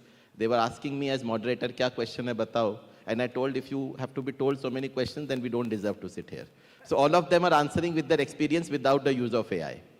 But I want a show of hands before I ask a customized question of the last lag which I come. How many of you are HR professionals? Just raise the hand so that at least HR professionals working in corporate in HRs. Good. How many of you are from experience range of 0 to 5 years? Okay, maybe around or quite 10 to 15% of the group. How many of you from 5 to 10? Good mix. 10 to 15? And 15 and above? 15 and above. 20 and above? Oh, okay. We all are, Prasun, we are not old, right? You are kind of figuring out, so but that's okay. So let me ask a question which relates to the audience, right? And how, any institute students here? Any students who are part of the institute? No, no. One is there, okay. So let us start with the answering the audience play out. 0 to 5 years. This is the time where you are kind to do soul searching. And when we were there, you know, we never knew, जो employer ज़्यादा पैसा देगा, उसके पास चले जाएंगे. But times have changed. We were not focusing on role earlier than. Today, people are more aware, they are using. Tell me, if I ask you a question from a mindset of a 0 to 4, what skills do I need to plan my career, which can be use of AI or anything? And specifically, what should be my career objective if somebody, I'm not talking about TA, TM, you know, I'm talking about HR as a whole. A 0 to 5 years mindset. How can you kind of help them to learn and understand that what is better in their life? What they can do better in their life, whom they should do. It can be a mentorship, it can be use of AI, if you can throw some light for them. This is for you, 0 to 5 years, hearing from some of HR stalwart. Nandini, over to you. So very tricky question. So I don't think there is a perfect answer or a perfect solution for this, right? Everybody's needs are different. What motivates, a person A will not motivate a person B, right? But I think couple of suggestions I can give from my personal experience, and I've been in the industry for more than 20 years now. When I started my career journey, of course, I did my, my master's. I specialized in MSc first. Then I did my MBA. I sort of entered the industry, right? And you rightly said, I was not self-aware, right? I had a hard time figuring out what I wanted out of my career. So career, the word career did not exist back then. It was just a job. Finding a job was important. Something that would pay my monthly rent, you know? So I think that is where I started off. And getting a job in HR back 20 years back was very difficult. And I can say that now with confidence. At that point, it was just clarity of thought and focus, right, on what I had to do, what I had to get. But coming to 20 years later, I think that landscape, that mindset has changed drastically. Today, all of you are extremely aware, learned, knowledgeable. There is so much information, verified information, available to you, readily available to you. So my suggestion is, please read up what is happening in the world, be in touch with the industry sort of, happenings, the real world industry happenings. Your common sense and human intelligence will take you far. I think that is very, very important. You should not get lost in the sea of information, and there is misinformation, by the way. It is just not information. So misinformation is very distracting. We all scroll on our phones hours endlessly, but we don't get anything out of that scrolling. So you must learn how to filter out what is important for you, right? I think that's the starting point. If you have focus on what you want to do, how you want to grow, you need to pick up on some basic fundamental skills. If you are an expert in your, whatever field you're in, maybe it's payroll, it's compensation, maybe it's employee engagement. If you are an expert, you develop on that, right? You become the best that you can in that field. That is very, very important. Provided you are an expert, you can always have add-on technical skills, right? How to maybe how to use AI. Definitely, yes. You need to learn it. You need to use it in your daily lives. But don't get flooded with the information or misinformation that is there. And again, coming back to it, no, AI is not going to take away your jobs, provided you keep up to date with what's happening in the industry. So as long as you're aware, you have clarity of thought, you have focus, I think you will all have great careers. We have 10 minutes. I'll try to cover quickly. I'll reserve a very interesting question to you at the last. So I'll hold on to you. I'll come back. I will ask you a question. I had got some clues from the audience to ask to a CTO a question, but I'll come back to you at the last end. So Raj, in a quick, in a minute or two, experience range of 10 to 15. It is a people where we have kind of done our soul searching. We have identified a city. We know what kind of roles we want to do. We know what are our comfort zones. What would you guide to 10 to 15 years of people in HR? How do they craft their career? What they need to do, skills? Sure. So, Ashish, my answer will be for actually 10 years or more, because even seniors can, look into this. So as AI is picking up, as we see in, our day-to-day lives, and most of you all are HR professionals, right? So few things, which AI cannot do, those are the skills we HR, professionals have to pick up. So one of them is the emotional intelligence and empathy. Okay, AI basically is ultimately a machine, and whatever data is available, it will throw patterns, and based on that, we'll make decisions. So we have to, upskill our emotional intelligence and empathy, which can be only, done by the humans. So that is the first skill we have to remember. Second is the creativity and innovation. As we all understand, while you're talking about AI and generative, I can do this thing, do that, create music, everything. But frankly, in my view, it's ultimately a machine, as I said earlier. Original thoughts and ideas, which never have been created, will be developed by human beings only. So that is a second skill. And innovation do happen in HR also. That's why we are here today. Third is basically, complex decision making. Okay? So yes, AI will complement us, but the context, situation, few things will change. So based on the fairness, what is right, what is not right at that point in time, we as HR guys have to, take those tough decisions, complex decisions. Okay? So these are the few things from a softer angle. From the harder angle, 10 to 15 years plus you talked about, data literacy. We have to understand that, this data is coming. The youngsters are much more, familiar with that. Second is basically the data analytics part, where data-driven, employee experience can be used, where, AI-enabled recruitment tools can be used. So we need to upskill on those areas. And as I heard somewhere saying, since you talked about no one is taking job and all that, see, look, what we believe and what, most of HR professionals, senior HR professionals believe is, it's not that, AI will replace completely HR. It's only those people who do not upskill their AI knowledge and skills will be replaced by the people who will upskill into AI.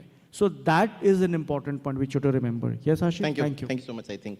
I come to, I'll come back to you. Again, I've reserved a very interesting question to Mustafa, and I'll ask him. So we are talking about, 15 and above. You have been interviewing a lot of people 15 and above, and like us also. And we will become 15 and above. What are the skills when you interview a 15-year-old in this age for a leadership role? What kind of skills are you looking out for that person? Like what should a 15-year-old person could kind of demonstrate, imbibe to get a leadership role in a larger? Honestly, HR gets sucked between the management, expectation of the management, and the expectation of the employees. And if you really ask me, what do I expect from the employees? Honesty. stand up and say no, I think that's something we really, really miss in life. Because most of the time, I'll give you a classic example, bringing AI into that. There's so much of pressure from the board saying that get AI, get rid of jobs, do that on AI. But in reality, can AI do all of that? The answer is probably no. But probably HR is always that one scapegoat where it is using your shoulders, you get the message across. So I think when you talk about 15 plus and you're talking leadership roles, they know the domain, they know the function. They are 13, 14 different functions and multiple sub-functions in the HR work. They know everything. They don't need to be taught about all of that. All that they need to do is a pure play balancing act in terms of what is right for the organization, for the employees, because less we realize, and I'll make this one last statement and just probably I'll take a pause, is umpteen number of times the management comes and starts hammering HR, do this, bring AI, we need to show positive results to the stakeholders, investors and other things. But what we less realize is a one wrong termination actually can bring your entire reputation down so badly, and recouping from that and building that reputation, I mean, it's just, and we are in the world of perception. Let's be very real. If anyone wants to go to Glassdoor, anyone goes to Fishbowl, you name anything, we live in a world of perception. And I think that leadership you talk about, 15, 20 years, they have to be sensible enough to make sure not saving $1 now, but saving the reputation of the dollar. I'll leave it there. Thank you so much. I think we have a paucity of time. I'll come back to Anjan. An interesting question. You are a CTO. You know the tech better than any of us. Can you help us to know how can we beat AI to get selected in the LinkedIn job applies? What AI should we use so that we get shortlisted in the world of AI when we apply to opportunities? Any CTO trick which you want to share with HRs? Because we love you. You said HR is not going to lose jobs in AI. So, yeah, I think overall, right, learning the basics is very important. So as you said, right, depending on the experience. So I like this 10,000 hours rule where you really need to spend 10,000 hours, in order to become a good professional, right? So I am a professional developer. Developer means I have spent about 15 years doing product development, programming basically, right? So what I happen to know is the process of development, process of growth, process of something. So what's really important is to, depending on where you are, like 0 to 5, 5 to 10, 10 to 15, right? I think if you are beyond 5 to 10 or 10 to 15, then you need to start learning AI tools really heavily. But at the start, right, you need to learn the basics. And you really need to spend the time learning the domain knowledge and understanding your craft. I like this word called craft because it's very important that whatever role, I mean, you guys are mostly in HR, right? We really need to know the craft, the idea of what is good work. And that is, AI is not going to solve that problem. It's never going to solve that problem because what I have seen personally, so I try different things, but I can do development better than anything else. Now I'm in a leadership role, but because I have a background of development, I can do development really well, right? But if I am asked to do a design, for example, or a video, for example, right, that's very difficult because I don't know the domain knowledge of this thing. So I think understanding domain knowledge is very important. So I don't know about exactly how AI can help you to get with, if you are beyond 15, right? You know it, you're not telling it. 10 to, sorry? You know it, but you're not telling it. That's No, I think that's just about learning the tools and then, as much as possible. But remember, there is not a lot of tools in the HR domain yet. Yeah. They will come, hopefully. But right now, I think there are a few, in the recruitment space, there are a few tools which are basically help you to, but again, learning the basics where you can actually use your own knowledge. That is very important. Thanks, I think, Anjan. Thank you so much. I'll take the last question to Mustafa before I come to you, Raji. I want to answer but because paucity of time, I am, all of them are there, and there's no AI to save me, like how it saved itself. So, a question, all of from Assam, everybody would be like, to be here. We don't want to leave our homes and go out. Mustafa, you are here. You are heading a big organization here, and a lot of people are from Assam. What would you suggest, or maybe tell us your tricks how would you find a better job in Assam? Because most of us might not be happy with their current organization. AI tools are you using which HR professionals should use to find a better job in Assam so that they don't have to go out from Guwahati? See, you don't need AI tools to get a better job. All right, you need talent. I remember one dialogue from Three Idiots, like, success के पीछे मत भागो, excellence के पीछे भागो, success झक मार के आएगा, right? So, like, for getting a job, you need to be, like, no, presentable, like, no. In terms of your presentation, not only your presentation, you need to be present in all kind of platforms. Basically, we are using LinkedIn now, it's trending, right? Naukri, it's also been AI enabled. We can get your entire portfolio, even for the recruiters also, like, no, earlier we used to put keywords, like, you don't need keywords now. You need to give a prompt to your AI, it will create your keywords and put it there and you'll get the CVs, right? So it's very easy. So earlier when we used to do recruitment, we need to understand the keywords of the particular job role. Until unless you don't know the keywords, you cannot get relevant CVs. Now you don't need to understand the keywords. You just need to have to give a proper prompt to AI and get the keywords and put it in the Naukri. And similarly, you need to have your CV should carry some keywords, right? Where AI can pick it from there. Your uniqueness. It's not going to be a vast CV, like, no, we don't want to see, like... That's how you do recruitment for your company, right? Absolutely. We need somebody who is very relevant, right? That is what, like, thank you. Thank you so much. I think we'll take the last point, and I'm not going to ask questions deliberately, because we have come all the way for you all. And we are not those kind of, we will go and we'll hide somewhere, the panelists kahan gaye bolne ke baad. We will be there for lunch. After, please approach us, reach out to us, we'd love to talk. We'd love to answer anything. So please take that opportunity. There is no audience questions in my panel discussions. I want all of you to come. There is no AI used which can ask questions on behalf. If you last point from Raji, and then I'll close. I just want to, answer this question. So AB, as I've known Ashish Banka as a very interesting guy, and so all of here are HR professionals. Okay, so he has put some, interesting question to you, and this is what is my personal view. So maybe you have started thinking, how do I beat AI? So my personal view is that, see, as HR professionals, yes, please learn the AI tools, please understand, be AI literate. But ultimately, our aim shouldn't be to beat AI.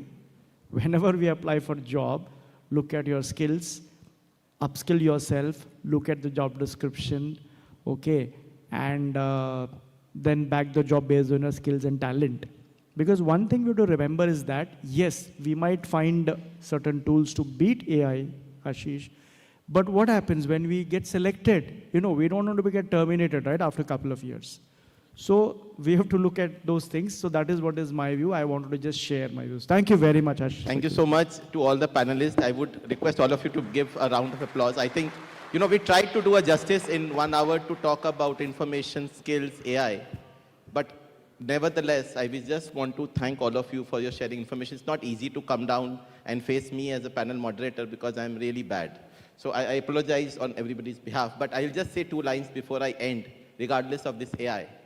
Is हंसिए, मुस्कुराइए, बात करिए, रूठने से क्या होगा साकार, क्या पता, क्या खबर, कब क्या होगा आखिरी बार. Thank you so much. Thank you.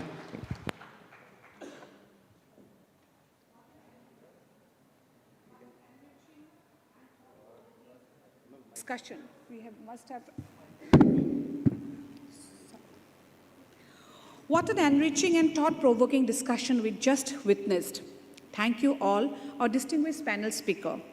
Your valuable insights have left us inspired and more informed. Now I request you all to please come forward and we will take a photograph.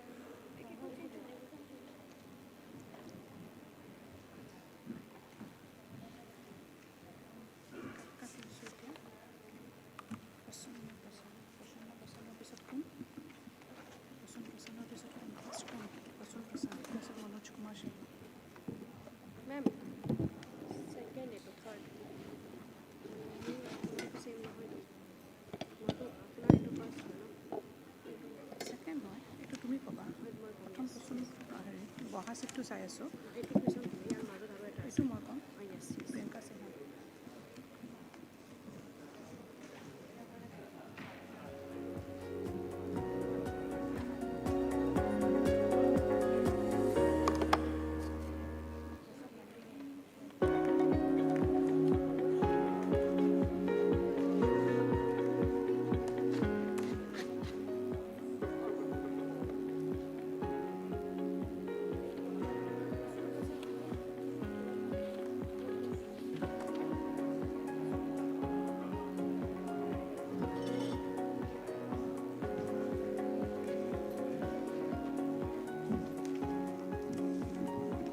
Priyanka.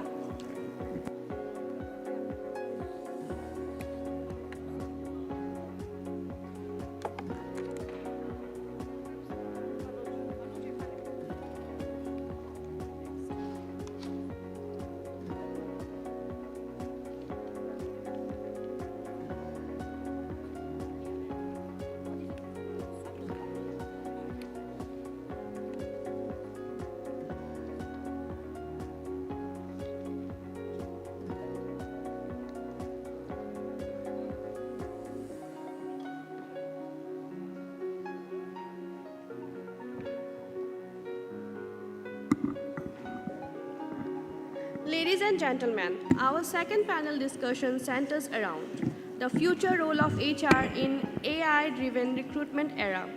Our distinguished moderator for this session is Mr. Prabhajan Prasoon, Senior Director, TA, Birla Soft. He is a dynamic HR leader with over 2 decades of expertise in driving transformative talent strategies as the head of the recruitment for a global IT service organization. He has successfully led high-volume lateral and campus hiring, strategic resourcing, and leadership acquisition across geographies, delivering impact through deep people insight, data-driven decision-making, and strong business alignment. He specializes in strategic talent acquisition and workforce resourcing, campus hiring, and university engagement, employer branding, and talent marketing, HR technology, implementation, and process automation. May I please request Prasoon sir to come on the stage. Please welcome him with a big round of applause. Thank you, sir. May I request Dr. Rimjim Bora Borwa, Ma'am, Director DCA, to please honor sir.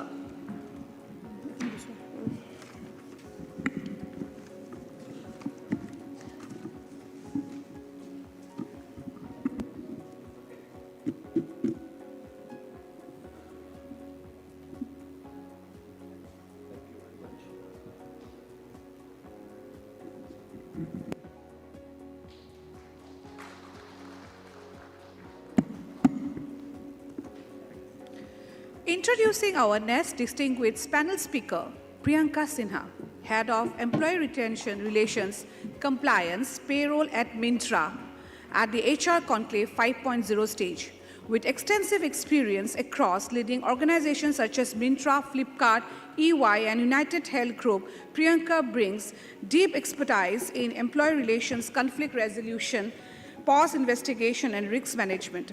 Her leadership has played an important role in shaping strong organizational culture rooted in fairness, integrity, and trust. Ladies and gentlemen, please join me in welcoming our esteemed panel speaker. May I request Ringrim ma'am to please honor ma'am.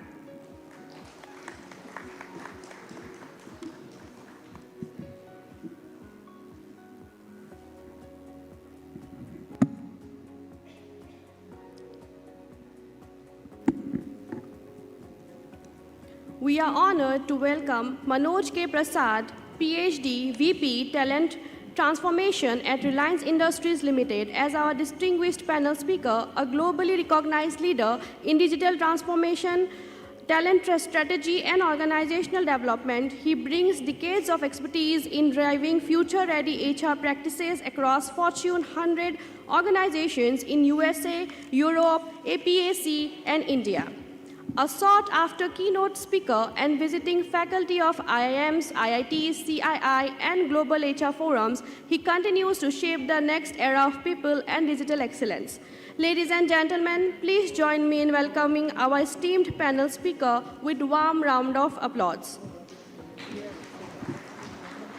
May I request Rimjim ma'am to honor sir.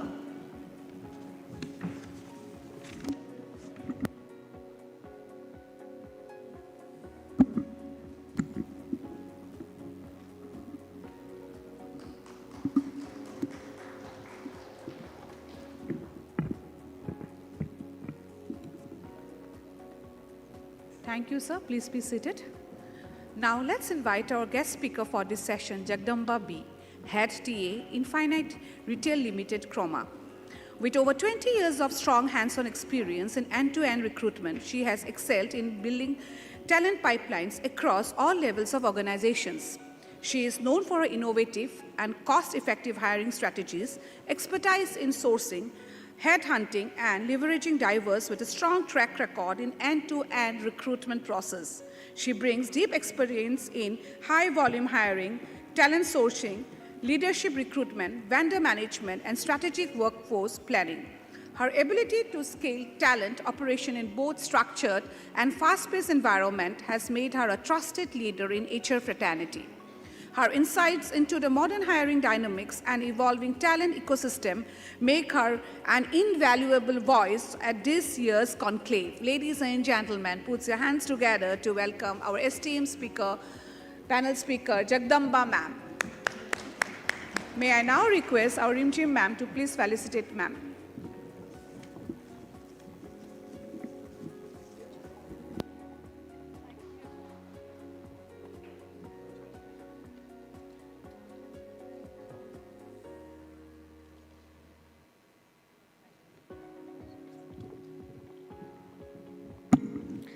Now next, we have with us Abhishek Arun, Senior VP HR, HDFC Bank Limited.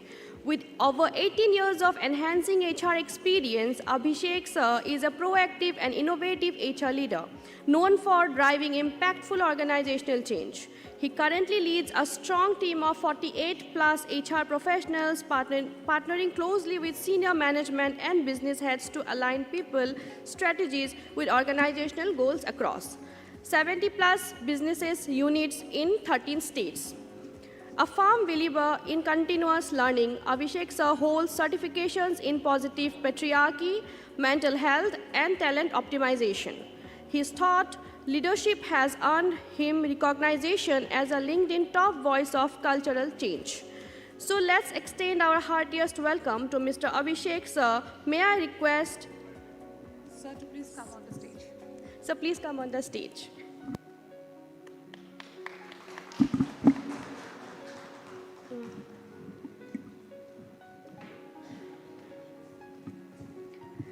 May I request Dr. Rimjim ma'am to felicitate him.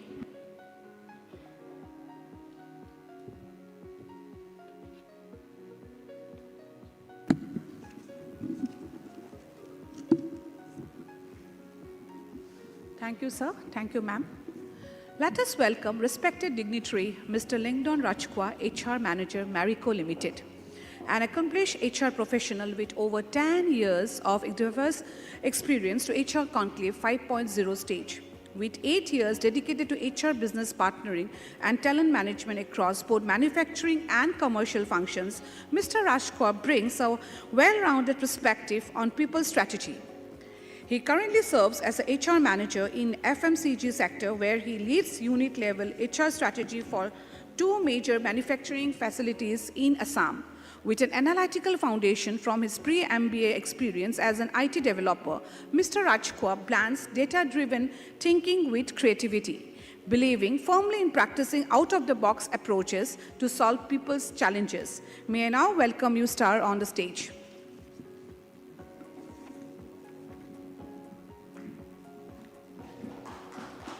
May I request Rimjim ma'am to please honor sir.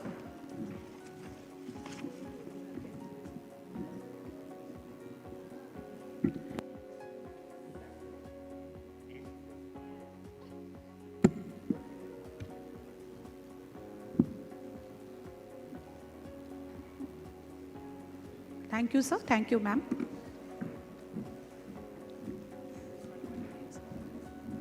As we have really witnessed a mesmerizing panel discussion one, I believe you all must be waiting with lots of anticipation to listen to the panel discussion two. I kindly invite all the distinguished panelists to start the discussion and share their valuable insights. Let us dive into the topic, explore in many dimensions together. And I request all the audience to put all your thoughts, provoking ideas, and you all can also share your thoughts after the session. Thank you so much. Thank you. So, good afternoon, everyone. Good afternoon, everyone. Thank you. Need some energy. I know I'm sitting between this session and the lunch, which is going to happen at 1:30. And after a fantastic panel discussion led by Mr. Ashish Banka, who is disappearing from here, he respectfully escaped after having a wonderful discussion. So, it's going to be very difficult for me to moderate when I have, experienced people like Abhishek, Manoj, Jagdamba, Priyanka, and Langdon sitting here. But I'll try to see how best I can justify. Also, I will be unlike the panel one, who didn't engage with you people in terms of the questions. So I will also open a lot of time for all of you to put some questions also. So the segment would be like for half an hour, we will discuss on certain points and questions. And then for remaining 30 minutes, I will open for all of you. So be ready for some questions. Any questions, anything you can ask. Right? And I was discussing with him yesterday, and he said Assamese is closer to Sanskrit. Right? So I thought, let me start with Sanskrit. There is a slok in Sanskrit which talks about Antah asti prarambha sarvam parivartate nityam nutanam bhavati asti jivanam sarvada. And the meaning is, the end is the beginning. Right? Everything is changing. And every day something new happens and this life goes on. Now, what is the relevance of this shloka in this? The relevance is the second point which it talks about is about sarvam parivartate. Everything changes. And AI has brought such a change in our entire life cycle, whether it is professional, personal, social, political, anything, everywhere. AI is changing and bringing change every day. So if we don't change, AI will force us to change. And I think in the first panel, they were talking about how AI has changed the professional world. That's true. But I think AI has also brought a lot of change in our personal lives. And it has pros and cons both the sides. Anyways, I'll not take too much time on talking about how AI has changed their life, but I will be more interested to learn and hear from my co-panelists about how AI is bringing change in the professional world. So, although the introduction has already been happened, but Jagdamba, who is the TA head of Chroma, I think all of you know Chroma, right? All of you know Chroma? Okay, so you can catch hold her later on for some discount coupons. So, without any further delay, Jagdamba, let me ask this first question to you. And by the way, unlike Ashish, I have prepared. I have prepared certain questions and definitely did not share well in advance with all of them, but just gave some hint that what kind of question I'm going to ask to them. Okay, so Jagdamba, the first question to you. How do you see the core role of HR evolving, as AI becomes deeply integrated into recruitment? Good afternoon, everyone. So the Black Friday sale is coming at Chroma, so you can go and grab your stuff or any products that you'd want, but I am not vouching for any discounts. Okay, so good afternoon, everyone, and thank you for giving me this opportunity. I think AB and the first panelist have taken off the sweet spot. They've spoken about everything under recruitment, so I don't have much to talk about, but I will try as much as possible from my personal experience. From a recruitment standpoint, I think I come from an era of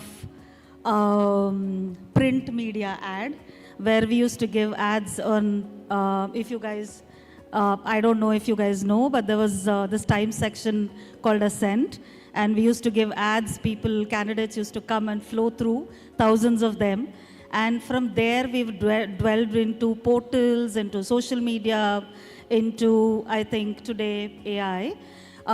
Where recruitment, I think, from a perspective of humongous data that we used to see, to the candidates' inflow, I think with AI coming in, it has changed to a certain extent.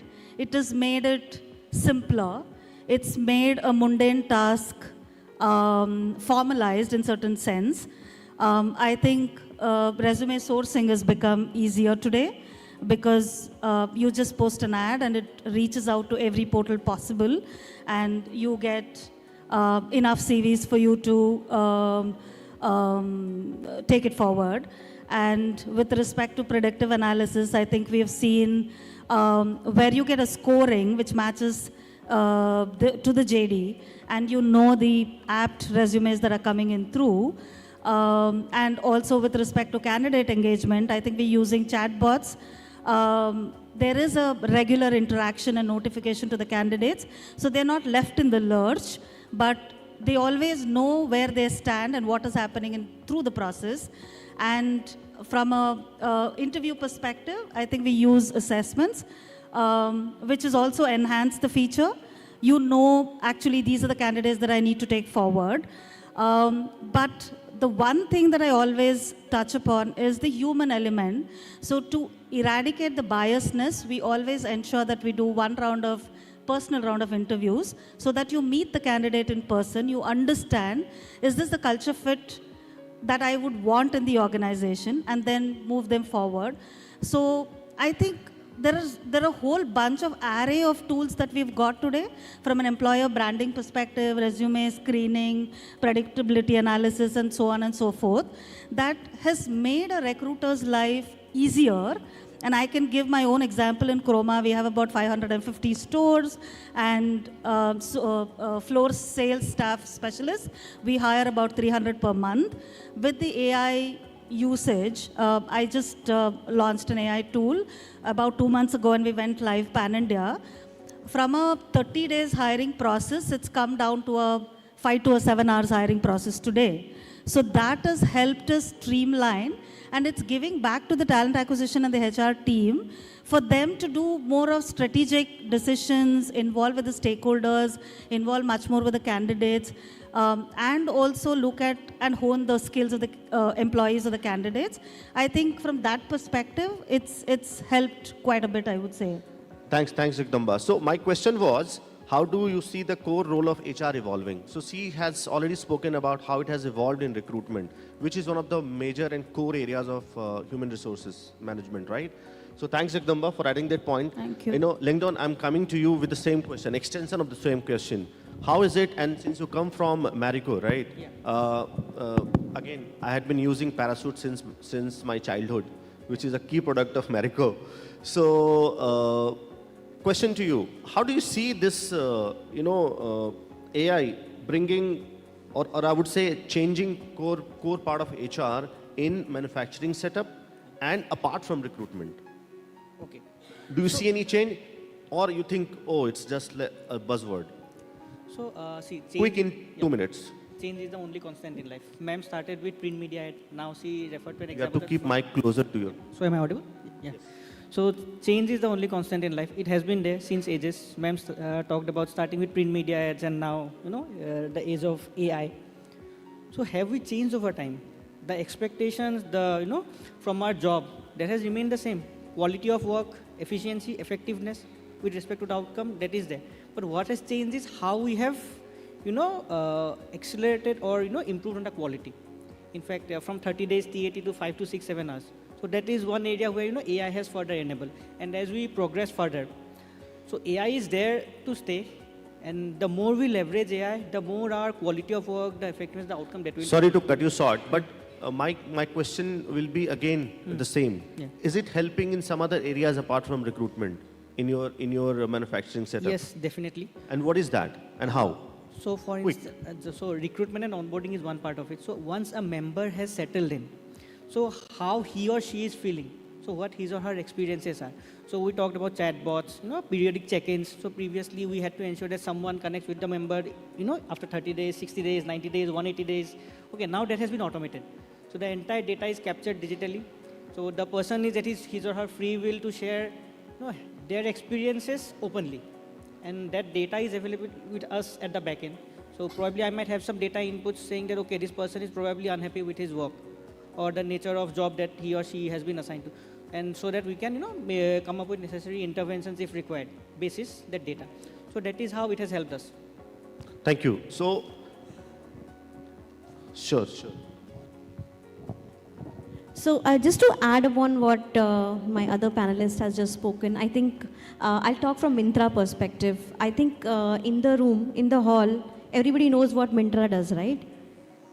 Is there anyone who doesn't shop from Myntra? Please raise your hand. I'll be really disappointed, but... Don't leave her until she gives you some extra discount, huh? She can give. I can, yes, definitely I can. But I would like to tell you, earlier the mindset of the population, Indian population was such that, they used to not try hands-on anything that is available online. They wanted to try, right? They wanted to go to the offline stores, try the product, touch the product, feel the product, and then buy the product. Okay. However, that has changed. How it has helped Myntra is, I can tell you that. So we have bots. Okay. AI again. Okay. What it does is, for example, if I am buying a lipstick, okay, and if I'm wearing a grey color sari, okay, I'll click my photo and I'll ask the bot which color suits me with my particular attire. It will give me options, and it will also tell me what are the products available of which brands and what would be suiting me the most, what would be least suitable for me. So that is how it has actually come back as a full-blown robotic this thing that I can actually rely on that robo. I can rely on the prompts that are given by the robo, and I can do the shopping. And it has actually come out really, really well, and Myntra is doing fairly well since the time this AI thing has come up. Thanks, Priyanka. Sorry, I'll cut you short, but I think you have also talked about something which is beyond HR. The customer experience, and that's also something which is very, very key. And AI is changing, the customer experience and the candidate experience, employee experience world also drastically. Thanks. So since you have grabbed the mic, let me ask this question to you, the second one, which talks about, a very simple question. Is AI a replacement, an enabler, or a reshaper of HR jobs? Yeah, sure. So let me just come with a quick, yes. So it is not a replacement. So AI cannot replace a human being. I remember I come from a generation, I'm a millennial, okay? I come from a generation when, naya computer aaya tha. We used to think that, computer aa gaya, so hamari kya zarurat hai, right? We are replaceable. But it never happened that way, right? Similar way, since the time AI has come, we were thinking that, what will happen to our jobs? We were, having job insecurity across the industries, but then that is not the fact. So it cannot replace, to answer your question, it cannot replace, it can only enable us. How does it enable us? It makes our lives easier. It, cuts down the mundane tasks that usually, takes much time to get done. So it reduces the time. It gives us accuracy. And these are the things that, how it can help. It is an enabler, definitely. And what was the third question? So, sorry, I will beg to differ on this point. When you are saying that AI cannot replace humans, right? That's what you're saying in HR jobs. Yes. But I have myself replaced 30% of my workforce in my department using AI. So I'll tell you what, the transactional jobs that are usually done by the individual, that will definitely get replaced. However, when you are working on a strategic thing, right, the things on what, when you are applying your brain, you are putting lots of strategies, you are putting lots of basically the goal-oriented logics, those things cannot be replaced. So I'll tell you 3 things that, AI cannot replace. One is the integrity, right? The imagination. I stands for integrity and imagination. AI cannot do this. Second thing is compassion, creativity. Okay, it cannot take away that as well. And the third and most important is the integrity thing, the empathy and the ethical concept that we usually bring in when we work in any organization, the governance part, that also cannot be taken away by AI. Thank you, Priyanka. I think you will challenge me asking a question again back to me that why did you replace and whom did you replace? But you have also given this answer partially. Yes, I let my 30% of team go because they were doing a mundane task which was not needed to be done by any humans. So we brought the bot and we replaced them, but then we didn't ask them to leave the company. Definitely, we provided them a different path altogether. And today they are into a different set of role which also needs a lot of AI interventions. So I remember in the previous panel somebody was talking about the people who will learn AI will replace the people who will never learn. I think that's the reality. Thank you, Priyanka. And I know Manoj is staring at me saying, I'm your next neighbor right side. You are only preferring ladies. So Manoj, next question to you. This is something which is very close to my heart, and I was asking this question to myself from last 8-9 years, because in 2018 for the first time I had brought AI in my function, and since then I am asking this question to myself, and although I have got the answer, but not exactly, it's giving me 100% conviction in terms of the answer which I'm getting of myself. So the question to you is, do you think HR roles will increasingly require data literacy? How much technical knowledge is enough? And this, the second part of the question, how much technical knowledge is enough? This is something which is bothering me, and I'm not getting a very confident answer to myself. Okay, I think digital literacy or digital dexterity, I think it is one of the things, everybody should know it. And when I talk of the digital dexterity, I can give you some pointers also on that. If you take, the report of the Gartner, who basically gives the directions, so for the IT and technology is concerned, he's saying by 2020-30, the most of the job which we are doing currently, either it will be replaced by AI, or rest, whatever is left, will be augmented by AI. And that's a very big, the statement, which is going to disrupt already. In fact, in last AGM, I basically represent Reliance Industry, where, the Reliance has also started a focus on AI. And when I'm saying AI, it's not only AI, it's entire digital part I'm talking of. And they are pumping a lot of money also, because they foresee, going forward, the data, as I said, it's a new oil for us. Now the AI is going to be the new Kamdhenu for us. So when I say Kamdhenu, it's a, if you go back to the mythology and all, it's basically talk of, your all wishes will be basically, fulfilled by the Kamdhenu. And this is how the AI is also transforming. And I think Prashun has started, AI and all, say in 2018, I started implementing AI when I was working with, say, ITC, which is again one of the, the giants so far the FMCG is concerned. That was basically, the objective, the problem statement was that how my employees are happy today. That was the problem statement, and from where we started, getting, because usually if you see in any of the organization, being a part of the HR fraternity, we do, once the appraisal is completed, the payoff is done, the new letter has been, for the promotion is published, then we go for the employees, satisfaction survey. And then, you basically take the survey and then come up with, some kind of agenda, which will be a HR kind of agenda, where these top 10 things, which you want to drive it. Now, my question is that, if you do something, say after the completion of a year, and, you're just doing, if somebody is crying, if a child is crying right now, and you're saying, okay, look, you're crying today, I will give you after a year, whatever the benefit is required.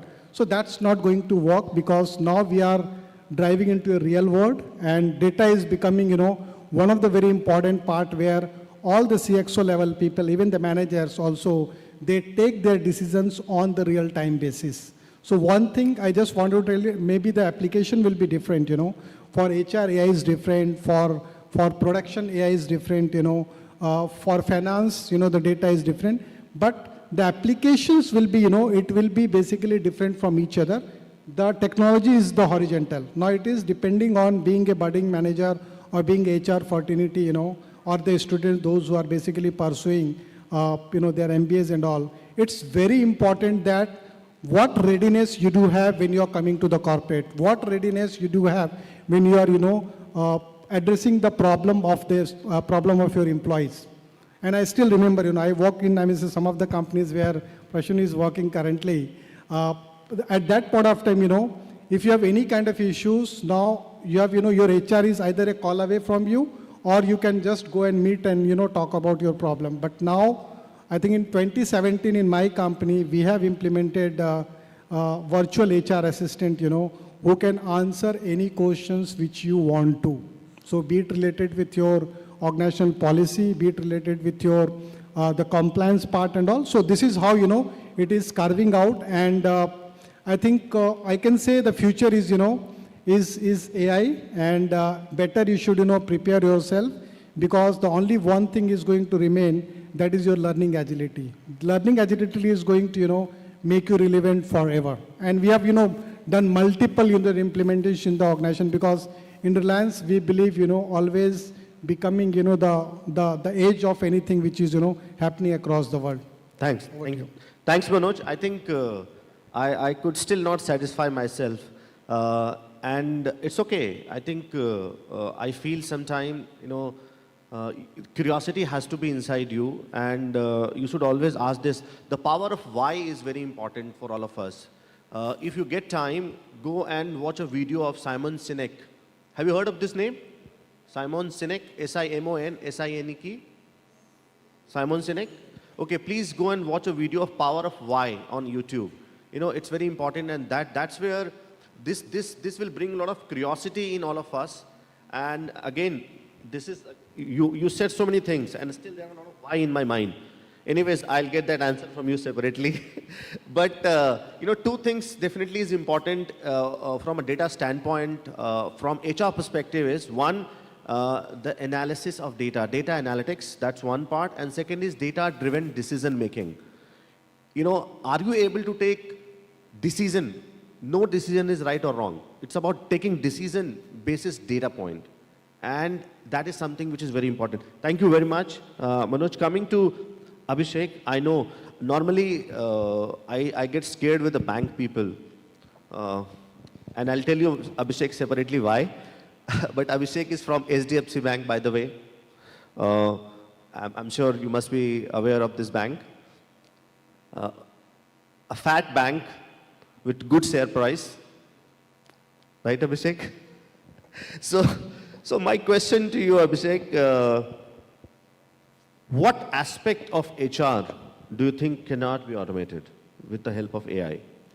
So thank you, Prasoon. And one benefit of speaking last is that all the points have been taken up by someone or the other, and you just need to repeat it.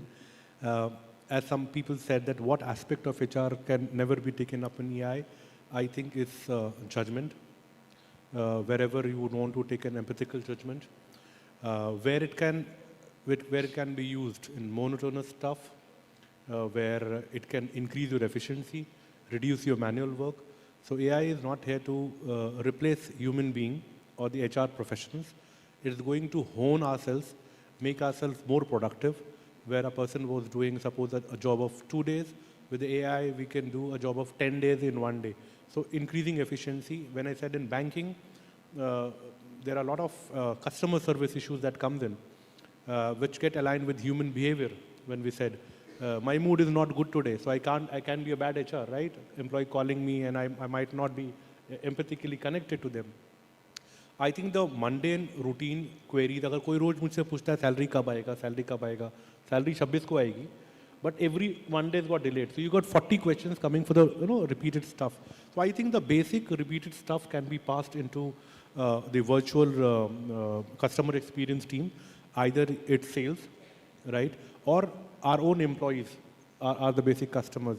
But when it comes to taking an empathy, I'll give you an example. AI can help you trigger proactive judgmental support, for example, absenteeism. So there would be one chronic absenteeism of a person who's under alcohol abuse, possibly because of family issues. And there is another absenteeism maybe arising out of very serious medical condition back home, right?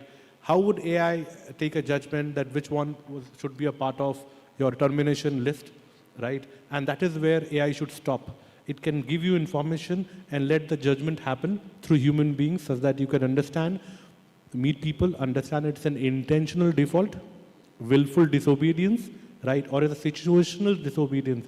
So these are the judgments I think that will never be taken away from the human beings. And AI should be enabler of the HR people. Thank you. Thanks, Abhishek. So, in nutshell, you are saying AAI is greater than AI.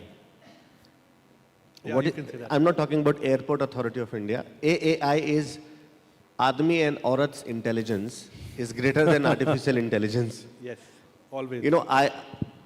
So once I said AI is equal to Admi's intelligence, I was about to be killed by some of women. He said, how can we, partial? So I said, oh, let it be AAI. So yes, I agree, whatever points you have made. Thank you so much. The last question to you before we open it to open for the audience here, to you, Mr. Langdon. You're a local guy, right? I see, I don't know how many students are sitting here, but this question is primarily related to them.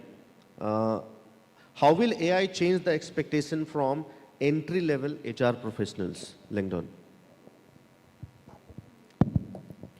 Okay, so when we look at entry-level jobs, most of the time that an entry-level professional is engaged in his or her work is probably admin type jobs or repetitive tasks that takes away a major chunk of his or her, daily routine. In fact, sir, when I was in Tata Steel, so there was a study conducted across different grades, starting from assistant manager to even a senior manager level grade employees. Experience range would be around 3 years to 6-7 years. So how much time in a day they invested in daily repetitive mundane jobs, which is critical for business continuity, but then again it is making them deviate from their core strategic tasks. So at a manager level, so a person with 3 to 4 years of experience, it was almost around 60 to 65% on an average on a daily basis. So out of 8 hours, you imagine almost 5 hours a person is again repetitive tasks. So with repetitive tasks being taken care of by AI, the way, sir, you said that you incorporate AI in 2017-18 in your organization. So then those people, they were now left with more time. So they can, the expectation now from them would be obviously, yes, learning agility and how they can adapt to the newer demands of work, to be involved in more engaging, more how to say, decision-making tasks, more meaningful human interaction, if I have to say from a human resource point of view, how you bring in that empathy. And that is something which, as HR professionals, be it entry-level professional, mid-management level or senior level, that we have to inculcate, that we have to ensure. On a closing remark, I would say that this is a line which I used to joke around in my circles. The H in AI stands for human. Okay, sir. So even if you break down the word AI to artificial intelligence, there is no H as such. So hence the H in AI stands for human. So that human element cannot be, and the importance of human element would come into play. And that would be the ask from even entry-level professionals going forward. Thank you. Thanks, Langdon. And before I open to you, maybe quick 30 seconds from each one of you. So the question is, let me start with you only. Okay, maybe with Abhishek. So quick, do you believe AI will open new career paths within HR. Do you believe that? If yes, what it is going to be? 30 seconds. Yes, definitely. I think it'll enable HR to be more proficient. It could be maybe more of a proactive interventions that can be placed by HR. Predictive analysis, right? Predicting the future, predictive the attrition, predictive human intelligence failure. I think more often, what do you call Predictive it? analysis. Okay. Predictive analysis. LinkedIn. So AI governance and audits. Okay, thanks. Manoj. I think there are few jobs, which is already evolved. Like if I give you, some of the jobs which are coming into the periphery of HR, like AI trainer, AI HR strategies, AI agentic officer. So these are basically the new designations which is coming up very fastly. And what I say, as a part of this, it's very important for us to please go ahead with, upskilling and reskilling yourself, because there is a very famous says, just 1 minute. It's a very famous says by Alvin Toffler, who said, the illiterates of the 21st century will be not who can read and write. The illiterates will be those who cannot unlearn, relearn, and upskills themselves. And it's a very important statement. So learning agility is very important, and currently learning is available on your fingertips 24/7. Just take your smartphone and type it. There are different kinds of, the software is available, whether it's a Gemini or Perplexity or Copilot or Gamma.com, which can provide you a lot of help. The only one thing which I want to make a caution that high tech is important, but high touch is also equally important. And we are here to provide a high touch, like, in Munna Bhai MBBS, we have already seen that how the Pyar Ki Jhappi is becoming important, and anything which is impossible become possible for them. Thank you. Thanks, Manoj. So one thing I can say definitely is now the AI trainer specifically, in that could be one of the key roles coming up very prominently. And whatever you have said, the later part is very important. I completely agree. It's important to learn. In fact, when they were shooting the video, the same message I had also given over there. Okay. Yes, Viranga. Yeah, so I feel that, I think other panelists have already covered most of the things, but what I also, admire about AI thing is that it is reducing the time. And, for now, like many AI bots have come up, what I would want to take it further is to come in compliance also. Yesterday only, the labor codes have changed, right? So there was an announcement. So, I would want them to also, also track the new updates which are happening at government level, and then it's there. It's there. We'll talk about it. Okay. Jagdamba, give this mic to her. I think 2 areas that I would see that might make a significant change is one in the LMS area, where at least for the students, you can do mock interviews, you can prep for your interviews, you can figure out how do you change from your current personality to how do you adapt to the job that you're seeking to. The other thing that I would say is within the internal job posting, especially in the global organizations where the job posting is open outside to the entire world, you can, the AI matches your current skills and your CV to the job posting that is opened out, and the opportunity significantly opens out to you to reach out or move to any part of the world. I think that's one significant change that in IJP or internal job posting within the organization to the employee, I think we should see it coming. Okay, so let me ask this question again. You have put upon a very important aspect of IJP and all, but my question is, do you believe AI will open new career paths within HR? Do you believe? And if yes, what would that be? One input from you. I think significantly from a data perspective, I think the kind of analysis that we would do, if you actually go and see the insights, I think it might change and you can look at different aspects of it. Maybe from an attrition point of view, maybe from a hiring point of view. I think it does significantly make a difference. So but primarily there are whole you are saying bouquet of areas. Primarily, you are saying HR analytics job will evolve more and more, right? One of. Okay. Okay. Yeah. Thank you so much. Now we are opening it to all of you because we still have 25 minutes, 26 minutes to be very precise. Questions to all of you. Yes. Can we, how can we provide mic there? Okay.